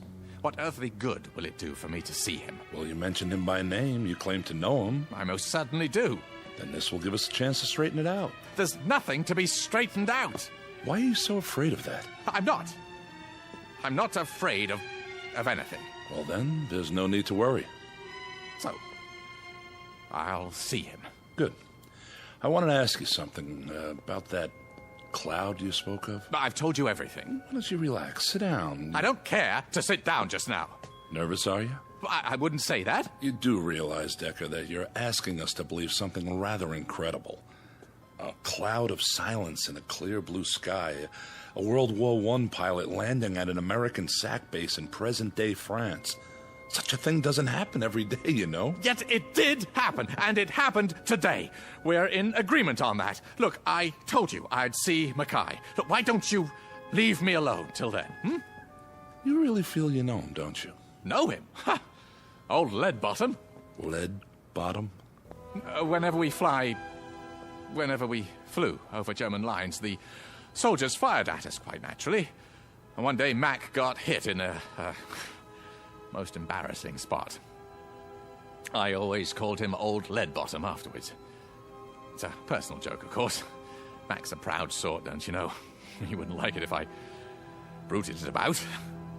Why did you keep insisting before that he was dead? Because the last I saw of him, he was caught in a circle of 7 German planes. 7 biplanes. There was nothing I could do, you understand? I was in my own plane, involved with 3 others. They were closing in on me. So we got away. I don't see how he could have. He not only could have, he did. He was one of Britain's great heroes during the Blitz. What do you mean by Blitz? The second war we told you about. He won the DFC for knocking down 3 German bombers one night over London. Undoubtedly saved hundreds of lives. Oh. Decker! I have to get out of here! Oh, you don't. I've got him. Sit down, Decker, now! Can you manage, sir? Yes. Stay outside. For the love of God! Sit down. Now you tell me, what is wrong? I must leave. I'm afraid that's impossible. When Mackay arrives, we'll get to the bottom of everything. I tell you, I can't see him. Why? Look, it wouldn't make sense to you. Try me. Because he'll know me for what I am. And what is that? A coward. A coward. I'm sorry. I've always been a coward. All my life, running away. Pretending to be something I never was, never could be. That's why I'm here now, because I ran away, because I wanted so desperately to escape that I did. The chaps in the 56th are such bloody heroes, don't you know? Men like Ball, McCudden, Rice David, so brilliant pilots, magnificent fighters. I always feel like such a rotten sham among them. I keep talking about it as if it were the present, don't I? Yet it isn't. If I can believe my own senses, it's the past now. 42 years in the past. Decker. Oh, I got by with pretending well enough. My kind of strained idiocy was exactly the brand we all put on. Playing the part, don't you know? Exaggerated, near hysterical with confidence. Boys on a crazy lark, drinking, joking, laughing, far too much, all of it. Then turning into deadly, ice-cold killers in the sky. Not me, of course, no, not me. Up there, I was just as terrified as I was on the ground. Even more so.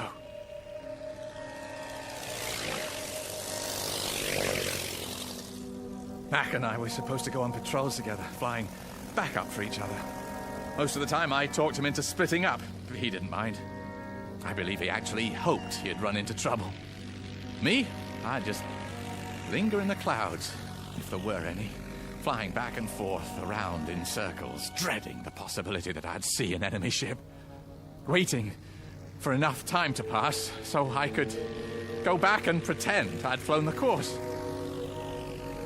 Sometimes I even thought I'll land behind the German lines, let myself be captured.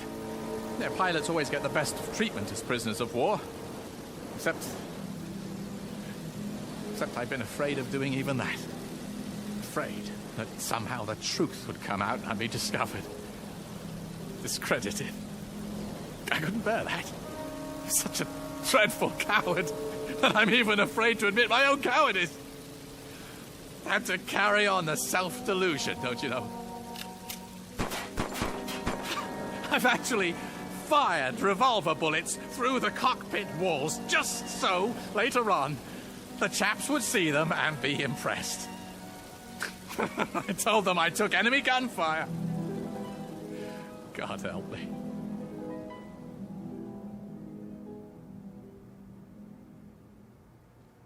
Fear isn't a crime, Lieutenant. Every pilot's been afraid at one time or another. Mackay would understand that. No. What makes you even think he knows about it? Because it was I who let the Germans trap him. You said you were fighting 3 German planes yourself. How could you possibly... I wasn't fighting anyone.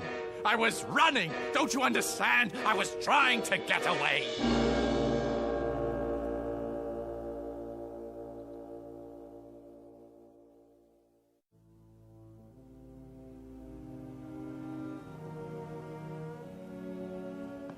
Easy, Lieutenant.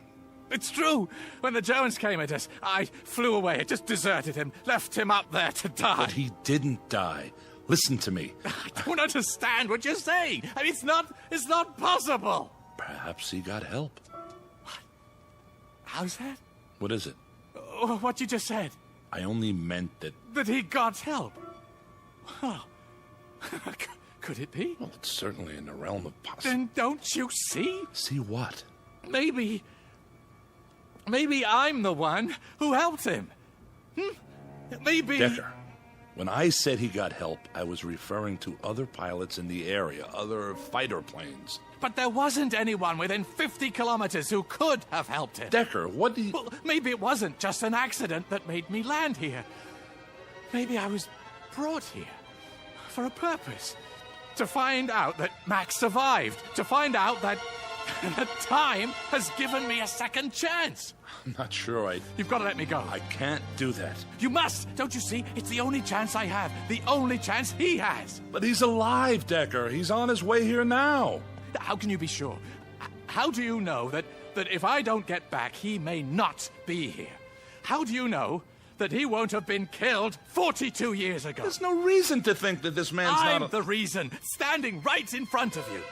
This is insanity. It isn't. Look, I tell you, history may be changed if I don't do something. Mac will have died because he had to die. Unless I help him. Stop it. I beg of you, in the name of pity, let me go back. I deal in human lives here, Decker. How to save them, how to protect them, and all that goes with it. My job is to issue orders, and those orders are reviewed. If they don't pass muster, someone else overrides them. You don't have to explain military procedure to me. Good, because there's more at stake here than personal opinion, no matter how strong. What goes down under my command is subject to scrutiny, very close, rational scrutiny. I follow your logic. The problem is it doesn't jibe with reality, military or otherwise. I'm talking about something much more important. Are you? Take a look out the window, Lieutenant. Those are jets out there, fueled and ready to go at a moment's notice. We're the DEW line for security in this part of the world. You won't know what I'm talking about, but there are bombs now that can destroy entire countries. Enemy forces held in check only by our presence. Not by feelings or emotions, but by the threat of mutual annihilation. Say I wanted to help you. Say I believed your story, no matter how outlandish it sounds.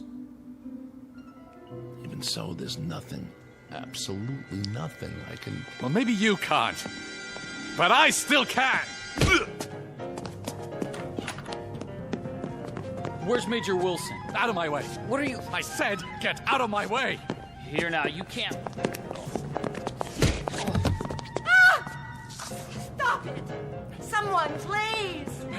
Where are the hangars? Help! The prisoner's escaping! For the love of God, woman, I only want to see my plane. Where? The South Field, but... Thanks. You've just changed the course of history. Cheers! Hey, stop him!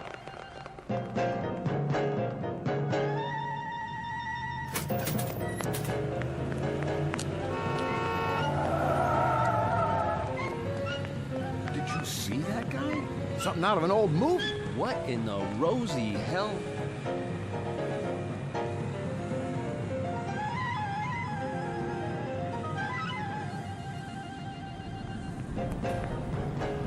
Hey, fella, where do you think you're going? The Scout. You can't come in the hangars. This is off limits. No, the plane, the Scout. Where is it? Not in here. And for God's sake, why are you dressed like that? Ah, I see it. Where'd he go, Sarge? There! Running out the other end! Stop him! Will you get a load of that? Chasing some guy in a white scarf and breeches. What is this, the Dawn Patrol?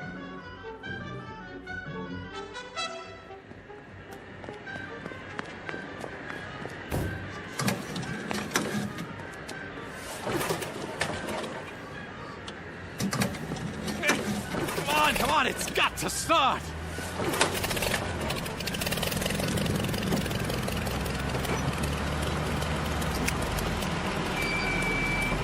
Turn it off, Decker! No! Right now! Get your hand off the switch! Out of the plane. Can't you understand? It isn't just for me. You said it yourself. What about the hundreds of lives he saved? Are they all to be lost as well? If you're right. Are you willing to take the risk? Turn off the engine or I'll fire this pistol into your head. Fire, then. I'd rather die. Shoot him, Major. He's getting away. Shoot!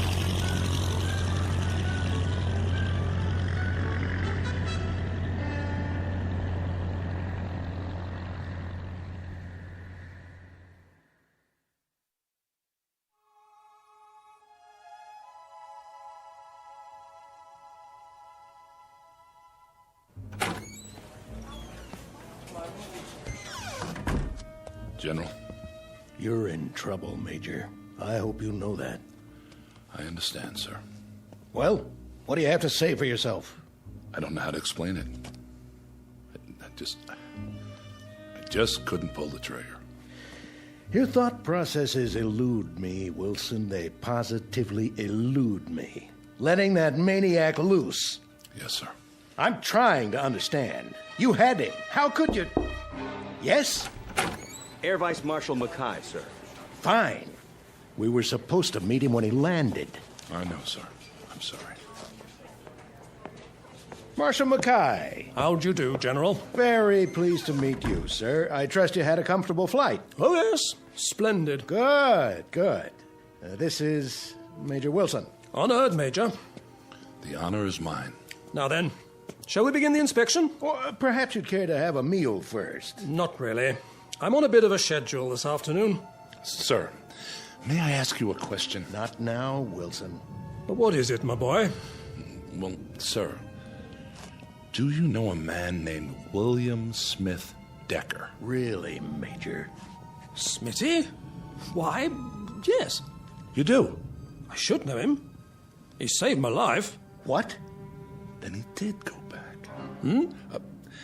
How, sir? If I may ask, how did he save your life? Well, we were out on patrol together. This was back in the Great War, of course. Usually we split up, covered different sectors. But that day, our planes were side by side, for a while at least, when a formation of Germans dropped down on us. You fought them off, both of you? Not at first. What do you mean? Well, for a time, I thought old Smitty was lighting out on me. Can you imagine? He flew away? So it seemed. He climbed up high, disappeared. Into a cloud? How did you know? A white cloud from nowhere. Couldn't say. I suppose it was white. And then? Well, then, from out of the cloud, it seemed, Smitty came diving down, machine gun chattering away. Guess he'd been waiting for his chance. Knocked out 3 of the bandits before they got him. Saved my life, rest his soul. I say, what's all this about? How did you know? The Germans. Didn't they usually bring back the personal belongings of pilots who were shot down? Quite often. Did they bring back his? Why, now that you mention it, no. Are you sure?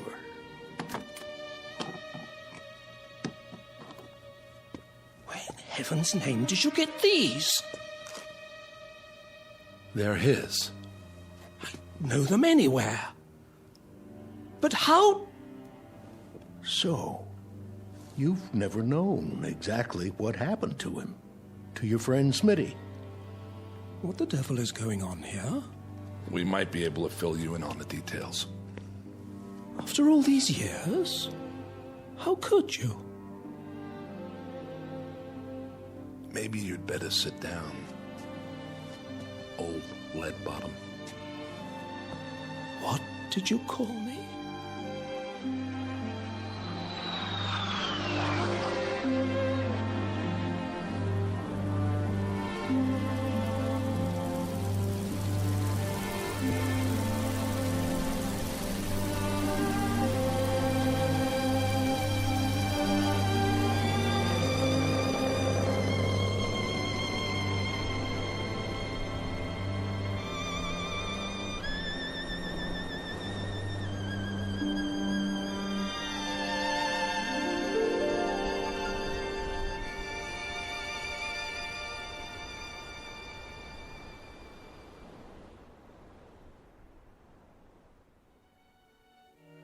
Dialogue from a play, Hamlet to Horatio. There are more things in heaven and earth, Horatio, than are dreamt of in your philosophy. A play written long before men took to the sky in flying machines, before they added yet another dimension to knowledge and to mystery. Perhaps there are more things in heaven and earth and in the sky that can be dreamt of. And somewhere between heaven, the sky, and the earth lies an even vaster dimension, known throughout history by various names. For now, we'll call it the Twilight Zone. We'll return to the Twilight Zone in just a moment. You are about to enter another dimension, a dimension not only of sight and sound, but of mind, a journey into a wondrous land of imagination. Next stop, the Twilight Zone. Hi, this is Stacy Keach. I'd like to take a moment to tell you about our Twilight Zone website at twilightzoneradio.com. At twilightzoneradio.com, you'll find the latest information on these Twilight Zone radio dramas, including behind-the-scenes photographs, plus the newest product releases, trivia contests, ways to contact us, other Twilight Zone-related info and merchandise, plus links to other fascinating websites. So make your next stop twilightzoneradio.com. Visit twilightzoneradio.com to purchase these Twilight Zone radio dramas on cassette and CD, or call toll-free 1-866-989-ZONE. That's 1-866-989-9663.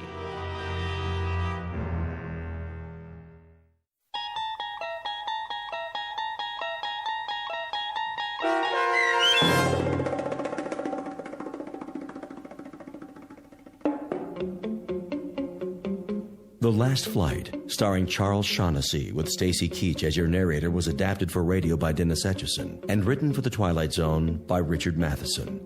Heard in the cast were Mike Starr, Roderick Peoples, Nigel Patterson, Doug James, Jeff Lupetin, Kurt Napig, Steve Kay, Carl Amari, Richard Hensel, Jamie Barron, and Linda Reiter. The producers of The Twilight Zone wish to thank CBS Enterprises and the Rod Serling Estate for making this series possible. This copyrighted radio series is produced and directed by Carl Amari for Falcon Picture Group. Sound design and custom Foley effects for The Twilight Zone by Cerny American creatives Bob Benson, Craig Lee, Michael Slaybach, and Matt Sorrow. To learn more about the Twilight Zone radio dramas and to contact us, visit our official website at twilightzoneradio.com. Doug James speaking.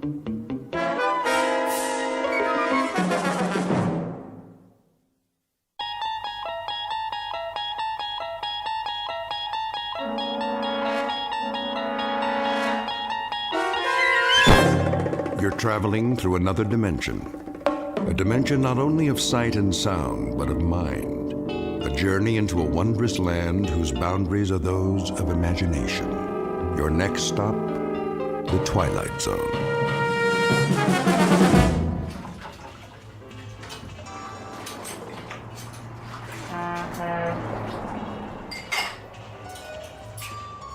All right. Everybody ready? For what? The evening rush. That's a laugh. What do you mean? It's that time of day. Truckers, moms, and dads, everybody gets hungry. They have to eat before they get to Vegas, don't they? Fix your hair and get your uniform on straight. Nobody's been in here for 2 hours. And that was for a donut and a cup of coffee. We'll be lucky if anybody stops between now and closing. You've got some attitude, Kitty. Well, do something. Fill the napkin holders, get setups on all the tables. Look at this salt shaker. It's half empty. You never give up, do you, Ace? Give up, you kidding? The Happy Days Diner is my livelihood, yours too. And don't forget it, all a question of attitude. You gotta think positive. How's that floor coming, Jimbo? There wasn't too much to sweep. Third time I've done it today. Good. People like a nice, clean place. I found one French fry and a matchstick by the payphone. You know, Ace, maybe you ought to ease up, sit down, take a load off. Ease up. We gotta be ready for them when they start coming in. Well, I don't know if anybody is coming in. What are you talking about? He's right, Ace. The truckers like to stop at Big Jim's now. And the families, they all go to that chain restaurant by the state line. We'll get them back, you'll see. All we need's a new sign. Some specials on the window. You know how to write with a paintbrush, Jimbo? Big letters they can read from the highway? I guess so. Then you can start on it in the morning. Till then, keep your attitude up. That's what makes the difference. Positive thinking. Get a nice, clear picture in your mind. A big rig's on his way here now. He knows he can't make it without stopping. He sees us, pulls off. He's got a wad of cash big as a hole in his stomach. Give me a quarter. Oh, now, Ace. Come on. It's my lucky day. You keep doing that, the whole cash drawer will be in that slot machine. That's the point. It's never paid off, has it? Not one jackpot. That means the odds are in my favor. Now, Kitty. Make this one count. Sure. Now we're getting serious. Okay, listen to me, machine. This is your old buddy Ace talking to you. We've been together a long time, you and me, and I've been real good to you, haven't I? Dusting you off, keeping you all shiny, getting the customers to feed you their change. I gave you everything you wanted, right? Now it's time to show a little gratitude. You talk to that slot machine like it's got a brain. Oh, it does, a memory at least. And the time's come to pay off. Cherry. And a prune. Well, at least I doubled my money. Take my advice, hold on to them. That's 100% profit. Nah, I'm just getting her warmed up. Okay, sweetheart, you had your fun. I'm warning you for the last time. Pay up or get out. Ace? Don't bother me. Ace, I think we've got a customer. Yeah? Yeah! Hey, a big rig, just like I said, see? You were thinking of it, weren't you, Jimbo, like I told you to? Oh, I don't know, Ace. I might have been... Sure you were. Mind over matter. That's the ticket. It's all in the concentration. Well, what are you waiting for? Go in the kitchen, put the soup on, heat up the grill. We got ourselves a live one.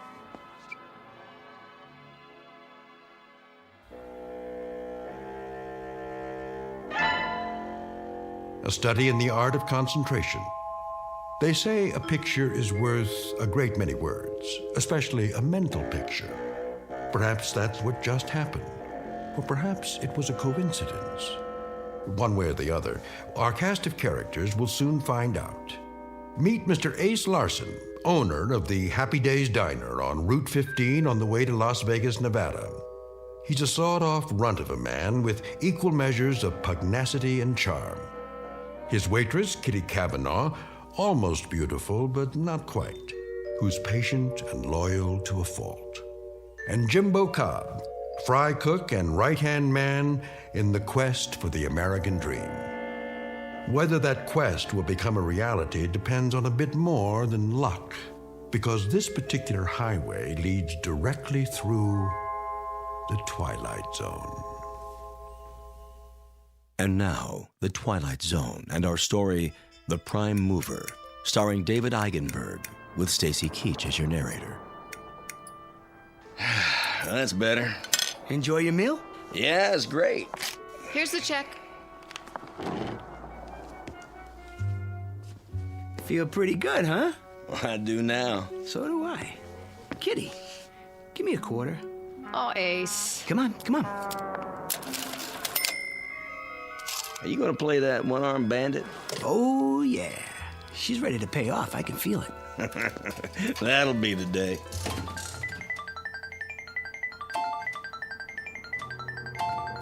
One lemon and 2 prunes. See, now what I tell you? You gotta watch yourself with those things. You take it too serious, you'll blow a gasket. Very funny. Here's for the food. You keep the change. What? Thank you. Wait a second. Yeah? Flip you double or nothing for the meal.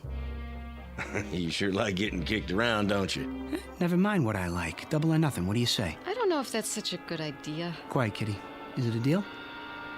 Okay. All right. Got a quarter? Yeah, I think so. Look, Ace, you always have to... Listen to her, Ace. Don't you think we Come ought on, come on. A guy can't keep losing forever. Here we go. Call it. Heads. Heads it is. Thanks, buddy. I don't believe it. No sale. You come back now. I sure will. Seeing as how that's my lucky quarter, I guess I better hold on to it. Go ahead. And while I'm at it, might as well give Lady Luck a whirl.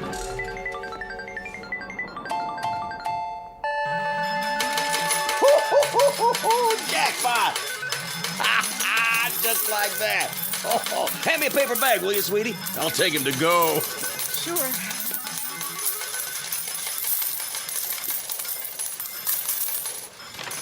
I don't believe it. What's the matter? Would you mind hurrying up? Sure.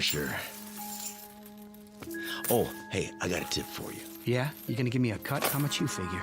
No, lay off the gambling. Nothing good ever came of it. You have a nice day now.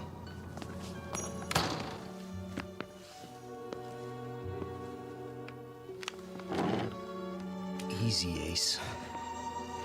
It ain't fair, Jimbo. It just ain't fair. Oh, don't take it so hard. That's easy for you to say. Maybe your luck will change. Yeah. Maybe I'll get electrocuted or something. Night, boys. Where are you going? Home and to bed. Any objections? Nah, honey. I wouldn't blame you if you quit. I can't. You owe me 3 months' salary. So long, you big-time operators. Be careful going home now. Will do. Gee, what a nice girl, huh? Yeah. Too nice.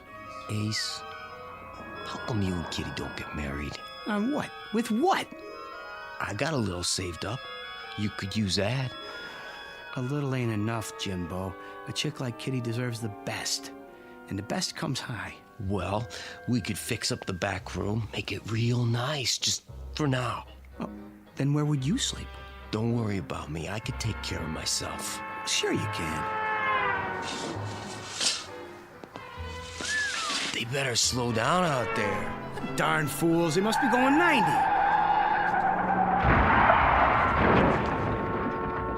What in the... Jimbo, we gotta do something, quick!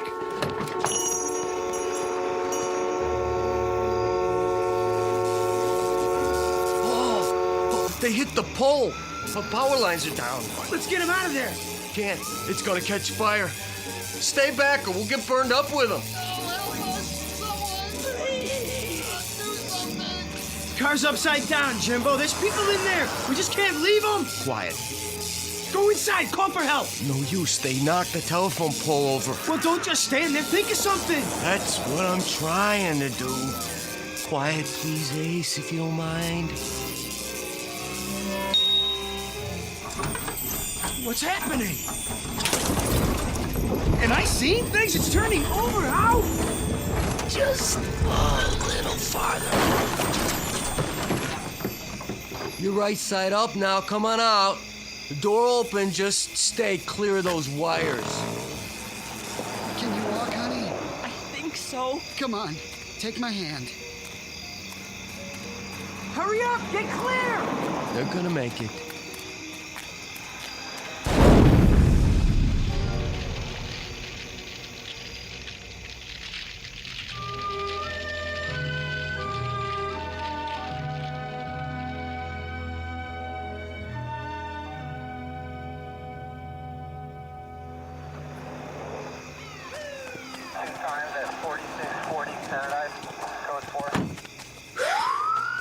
They're taking him to the hospital.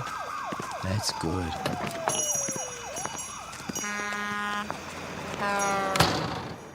They're gonna be okay, the doc says. A few broken bones, nothing too serious. Thanks to you. Oh, what are you talking about? Jimbo. Yeah? How'd you do it? Do what? You know. That business with the car? Lifting it up and turning it over? Without even touching it? Even with the sparks and all? From 30 feet away? How, Jimbo? Oh, come on, Ace. Let's forget about it. I can't forget about a miracle, not when I seen it with my own eyes. Ace. Okay. Okay. I mean, if you want to keep secrets from me, I mean, that's your business. I'm just going to turn in early anyway. I mean, just don't snore tonight. It's tight quarters back here, and...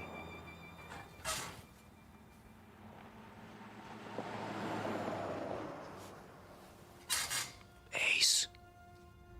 What? All right, I'll tell you. Yeah, it's up to you. I can't exactly explain it, Ace, but you see, I guess you might say it's a power I got. What kind of power? Well, it seems like I can move things around just by thinking. What? Oh, I know it sounds stupid, but it's true. I don't know how come. I can, that's all. Since when? Since always. You never told me about it. I never thought it was anything special. What? Nothing special? I thought everybody could do it. You know, like breathing. I guess I was wrong. Yeah, I guess you were. How come I never seen you do it before?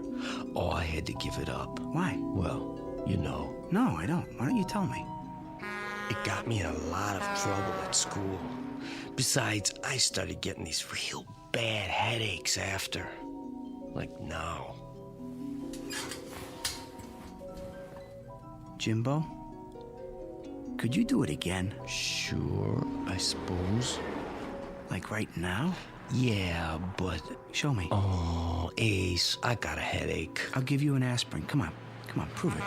Do something to my bed, for instance. If you say so.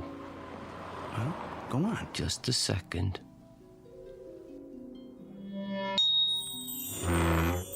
It's lifting up off the floor. I can see under it. Oh, sorry, Ace. I'm pretty tired. Jimbo, listen. Could you move something small, like a quarter, maybe? Oh, that's easy. Give me one, then. Here you go. Make it come up heads. Okay. Heads! That's not hard. How about, say, a pair of dice? Smaller the easier.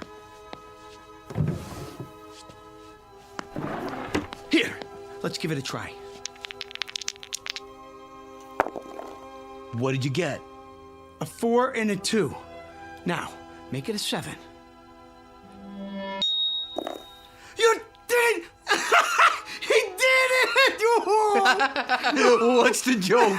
There's no joke. I just feel happy. What for? Oh, you big stupid jerk! See, 4 years working in this crummy joint, beating our brains out, and we could have been living like kings. We could? How? You'll see. Did they get the phone lines back up? Don't ask me. Who do you want to call? When I think of all the dough that we could have...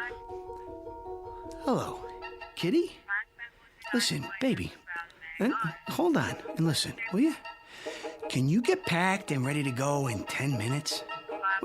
Never mind, I'll explain the whole thing later. Just pack your suitcase, you hear me? I'm bringing the car over. We're taking a little trip.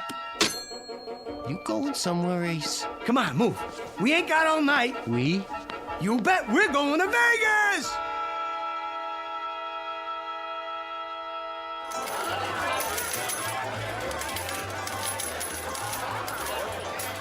Cigars, cigarettes. Drinks? Bring me a scotch and water. Coming right up, sir. Oh, wait. What do you two want? We just got here, Ace. Besides, they'll probably charge you an arm and a leg. Ain't you ever been in a casino before? Drinks are on the house. No kidding? Would I kid you? Now let's get to it. Where are we going? Let me see. How about the roulette wheel? Isn't that a little out of our league? I saw some nickel slots when we came in. Forget about it. We're going for the big money. Place your bets, ladies and gentlemen. Place your bets. $100 on number 8. Ace, that's all we've got. Relax. $100. Set your money on the table, sir. Yeah, sure. Here you go. Your chips. All bets down. You got that, Jimbo, number 8? Yeah, I heard you. What is going on? Watch this. 8. Red. Even. Oh, you see that? I told you. The gentleman wins. Oh, look at all those beautiful chips. 30-something to 1. Ace, how did you do that? Quiet, baby. What's the limit here? Oh, Ace. Huh? Maybe we should take it easy. Why? So we don't draw attention. Oh, yeah. Place your bets. Number, sir? Not this time. We're gonna play something else. Yeah, that's it. So long, and thanks. Kitty, help me with these chips.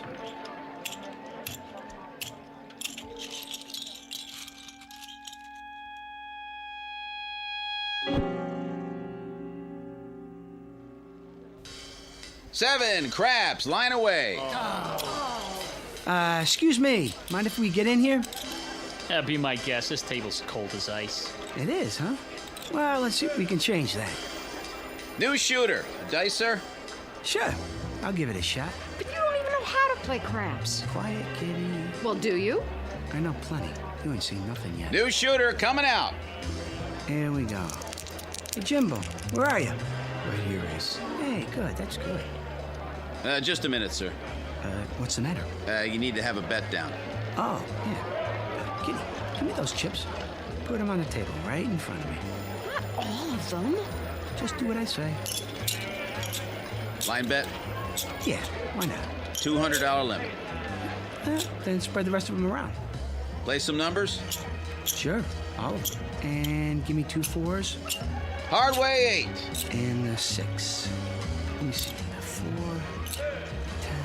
All the hard ways. Got that, Jimbo? Yup, I got it. Then here we go. Everybody ready? Let's roll them. Scooby-Dooby-Doo! 8's the point. Here's for your hard ways, sir. Same bet? You got it. Let him ride. Scooby-Dooby-Doo! And hard 10. Another frontline winner. Oh, yeah. Shovel them my way, boy. Just shovel them over. I don't believe it. He won again. That's 17 passes. I never saw anything like it. It's every proposition there is. Move over. I gotta get in on this. Give me double sixes this time. Sweetheart, don't you think we should quit now? Quit? What are you talking about? But your luck's bound to change. No chance. Jimbo and I got a system worked out, don't we, Jimbo, huh? Ace. Hey, what's the horn bet? I ain't played that yet. Ace, I gotta take a break. Are you out of your mind? We're just getting started. I gotta. My head's killing me. It is? I'm not kidding. Okay, Jimbo. Okay. I wouldn't want you to burn out. Going to roll the dice, sir? Nah, not this time. My arm's getting tired. We'll just cash these in. Aw, did you hear that? They ought to shut down the table till he comes back. I'll change your chips up for color. You do that. Got any aspirin? Sir? For a headache?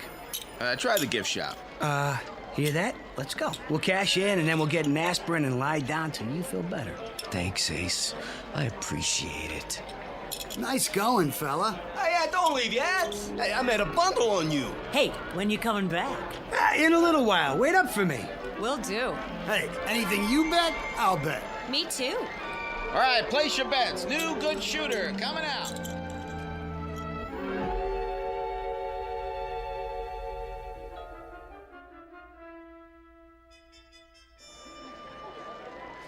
$17,600, $7,000, $8,000, $9,000, $220,000. Thanks, babe. Jimbo, help me carry it. Are you staying at the hotel, sir? Maybe, maybe not. What's it to you? I was just going to suggest they have a safe in the office if you're a guest. Don't worry about it. I like to keep a little petty cash on me. You know what I mean? Of course, sir. Yeah, see you, Toots. Don't wave it around like that. Not bad, huh? For starters. You did pretty good, I guess. Pretty good. We've got more money here than I've ever seen in my life. Headache go away? Not yet. Then we better do something about that. Cigars, cigarettes, chewing gum. Got any aspirin? Let me see. Bromo, candy bars. Here, aspirin in the 2-pack. Great. Oh, I'm afraid I can't change a bill this size. Oh, who asked you to? Why, thank you, sir. Don't mention it. Ace, that was a $50 bill. So? Plenty more where that came from. Let's see what kind of rooms they got in this dump.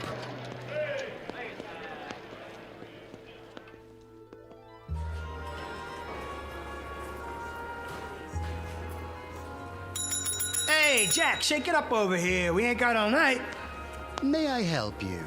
I don't know, can you? We were thinking about cooling our heels for a while. You got something nice like a suite? You know, real class. Our suites run $1,400 a night. There are some very nice motels off the strip. They might be more to your liking. We'll take the suite. I beg your pardon? The biggest one you got. That will be cash in advance? Sure. This enough? Yes, sir. Your name? Benjamin Franklin. All three of us. Yes, Mr. Franklin. Right away. Bellboy.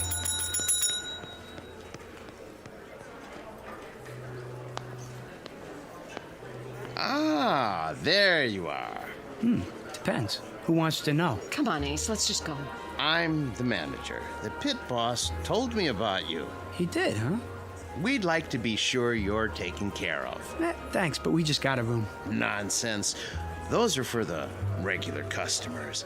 May I offer you our penthouse on the top floor, courtesy of the house? Now you're talking. As long as there's room for my friends here. Oh, plenty, I assure you. 3 king-size beds, plus a sauna and dining area. I can put a car and driver at your disposal as well. Already have a car. Maybe you could have somebody move it, though. It's the Chevy out front, parked in the loading zone. As you wish. I'll send up a fruit basket right away. Anything else you need, just call the concierge. Oh, Ace, should we? Don't think twice, baby. You deserve the best. Where's the elevator? I saw one in the hall. Then let's get moving. A little downtime, Jimbo, and you're gonna feel like $1 million.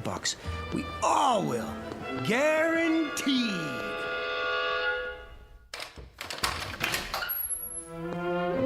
This is more like it, huh? It's beautiful. Is this all your luggage? Yeah. Here you go, Junior. Go buy yourself a pair of roller skates and pick me up some toothpaste, toothbrush, and all that jazz. This ought to cover it. Thanks.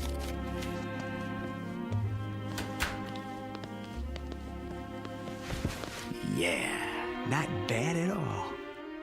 I'm tired, Ace. I gotta sleep. Nuts! We're gonna go do the town, have some real fun. We just got here. Ace, I can't go on doing it. Now look, don't you fold up on me. Your head'll be fine. It's cheating. Cheating's wrong, Ace. Jimbo, you're right. You mean it, Ace? We're gonna quit. Sure. We're gonna quit. What are you two talking about? You wouldn't understand it, baby. I mean it, Jimbo. After one more job, okay? Well, then it's all over. No more headaches. Huh? For me, just one more? Okay. One more time. Swell. You rest now. Tomorrow we'll fracture them. Come on, kitty. We're gonna tear this town apart. Ace, please. Let's go home. What, home? What are you thinking? This is our big chance. I don't want to take it. Ace, you've been lucky. You've won enough money to last the rest of our lives. Can't you leave well enough alone? It ain't well enough for me. Don't you get it? By tomorrow, I'll have enough to buy this state. Understand? Aceville, USA. You're sick. Honey, I've never been healthier in my life. In 24 hours, I'll be able to get you anything. Hey, where you going? Home. On the bus. Look me up when you're through playing Little Caesar. What's the matter with her? You've been ignoring her all night. Ain't very polite, Ace. Well, I was busy. A man should never be that busy. Why don't you go after her? Kitty's worth all the money in the world. Isn't she? Yeah. Yes, she is. Then go. Kitty!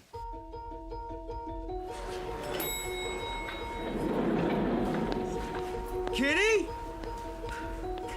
Kitty! Cigars, cigarettes. Oh, hi. Something wrong? No, nothing at all. It's. What's your name? Sheila. Sheila, how would you like to quit this crummy job and work for me? Doing what? Spending money. Well? Gosh, I don't know. Here's a little advance. Say, $1,000. When do I start? Right now. We'll have a ball. We'll. Everything all right here? I'd like to hire your cigarette girl for the evening. That be okay? Why, I suppose. This help you make up your mind? Yes, I'm sure it will be. I thought so. Oh, one more thing. Who's the biggest gambler in town? Let me see. I mean big. No limits. I believe Mr. Nolan is visiting us this week. Big Phil? Yes.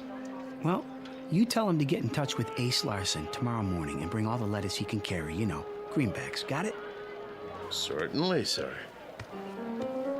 Now let's live a little. We're gonna do the town. What'd you say? Great. Can you wait till I get dressed? Sure. Just not too much. Nice and easy does it.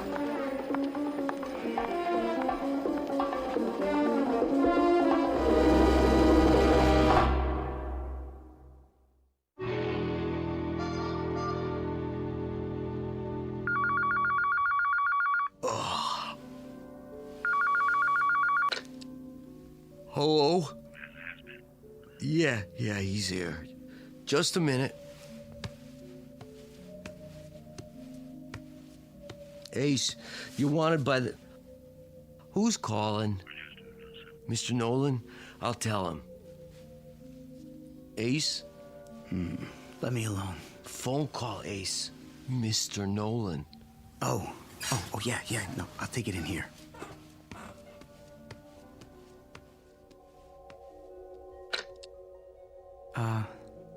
Phil? Good to hear from you, baby. This is Ace Larson. From where? Right here in Nevada.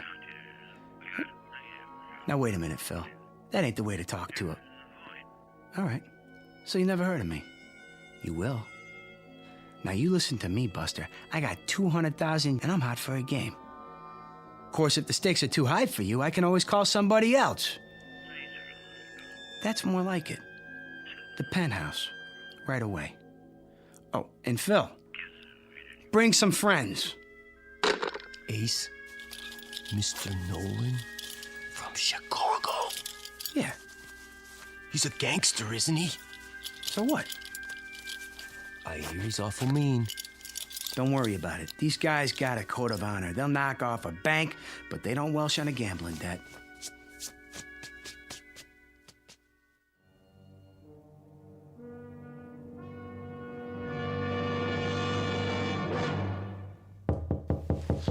Get the door, Jimbo. Don't keep the gentleman waiting. You Larson? No, sir. My name's Cobb. Come on in, Phil. I'm Ace. Who are your friends? Let's see the stuff. Jimbo. Sure, Ace. I put it in the suitcase.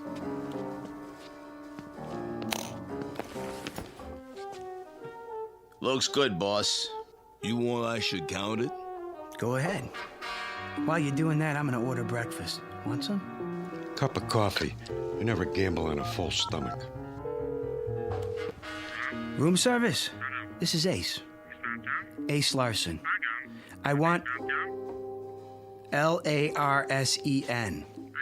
Send up a big breakfast, the works, and some coffee. How about you boys? You want anything? They don't eat. That's it. And make it fast, or you're out of a job. All here, boss. Suppose we start off with, 10 big ones. 10 grand? What's the matter, too high for you? No, 10's fine. Yeah. First, let's take a look at your stuff. I don't play for peanut shrimp, but then you ain't gonna see none of it. Okay, I'll take your word for it. We can set up the table over here. I got some dice and everything. How about we use my dice? Be my guest. Jimbo, smooth out the tablecloth. Sure, Ace.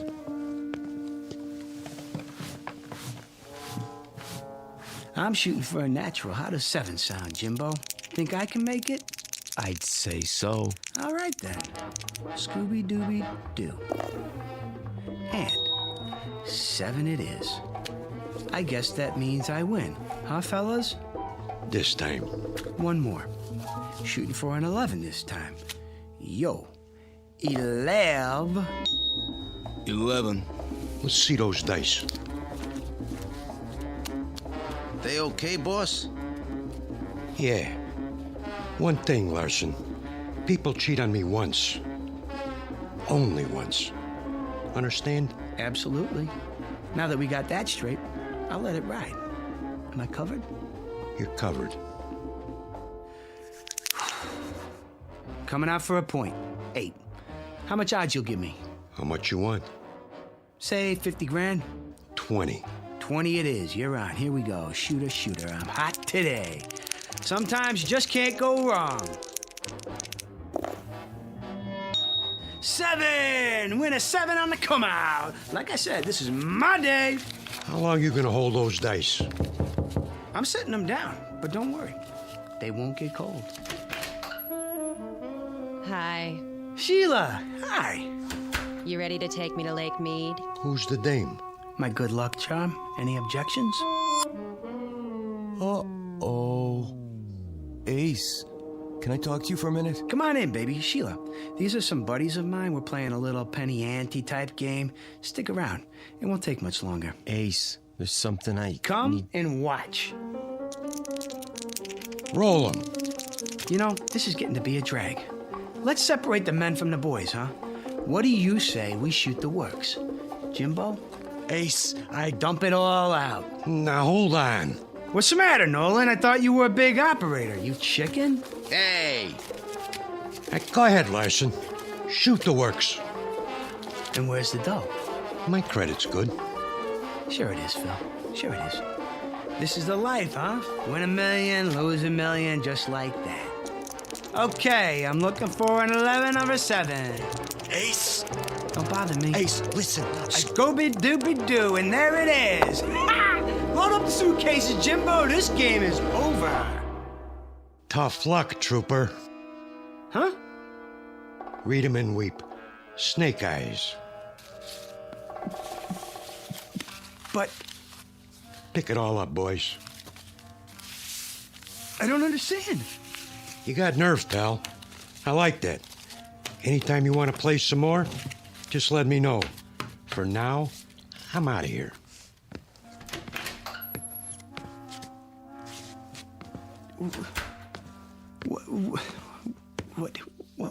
What happened? Sorry, Ace, but I was trying to tell you. I lost it. The power? I can't do it no more. Maybe I blew a fuse or something. You ain't mad at me, are you, Ace? I mean, I couldn't help it.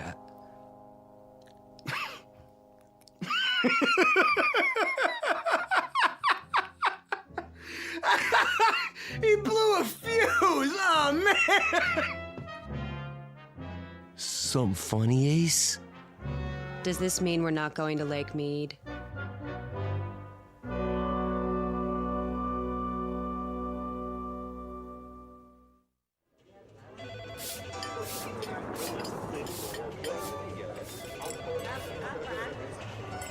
We did okay, Ace. Nice crowd for lunch. Hey, thanks for painting the sign, Jimbo. Don't mention it. These old slot machines sure are heavy. Yeah, you got your end? Yeah, I think so. Now push the dolly, I'll get the door. I guess that's it, Mr. Larson. Good riddance. It's not too late to stop them. What are you talking about? Who needs that hunk of junk anyway? You had it a long time. Too long. It's strictly for suckers. Let it rob somebody else for once. Go on, get it out of here! I can't say I'm sorry. Hey, Kitty, with that thing gone, I bet we could pull in enough every month to... To what? I mean, you know, I ain't any good at this, but you know, you want to get married? Well, I don't know. Jimbo, you have a quarter? Right here. Go ahead. Call it. Heads. Heads it is. All right, Mr. Larson. I'll marry you. Oh, baby. You won't be sorry. What are you standing there for, Jimbo? Get back to work. Sure thing, Ace. Sure thing.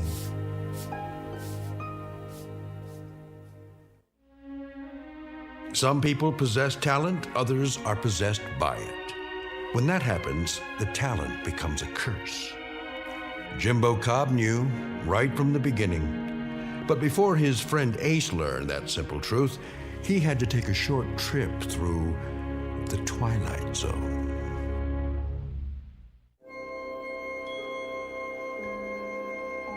Hi, this is Carl Amari, producer of the Twilight Zone Radio Dramas. I'd like to take a moment to tell you about our official website at twilightzoneradio.com, where you'll get the latest news and information on these Twilight Zone Radio dramas. Plus, at twilightzoneradio.com, you can digitally download 3 free episodes or any of our episodes for only $1.95 each. In this age of ever-changing technology, we've decided to make these episodes instantly available to you by making the Twilight Zone Radio Dramas a digital download-only series. This means that this series will no longer be offered on CD. The CD collections at our website are now being offered, while supplies last, at buy one, get one free. So be sure to get your favorites before they're sold out. Be sure to visit us often, and I'll see you in the zone.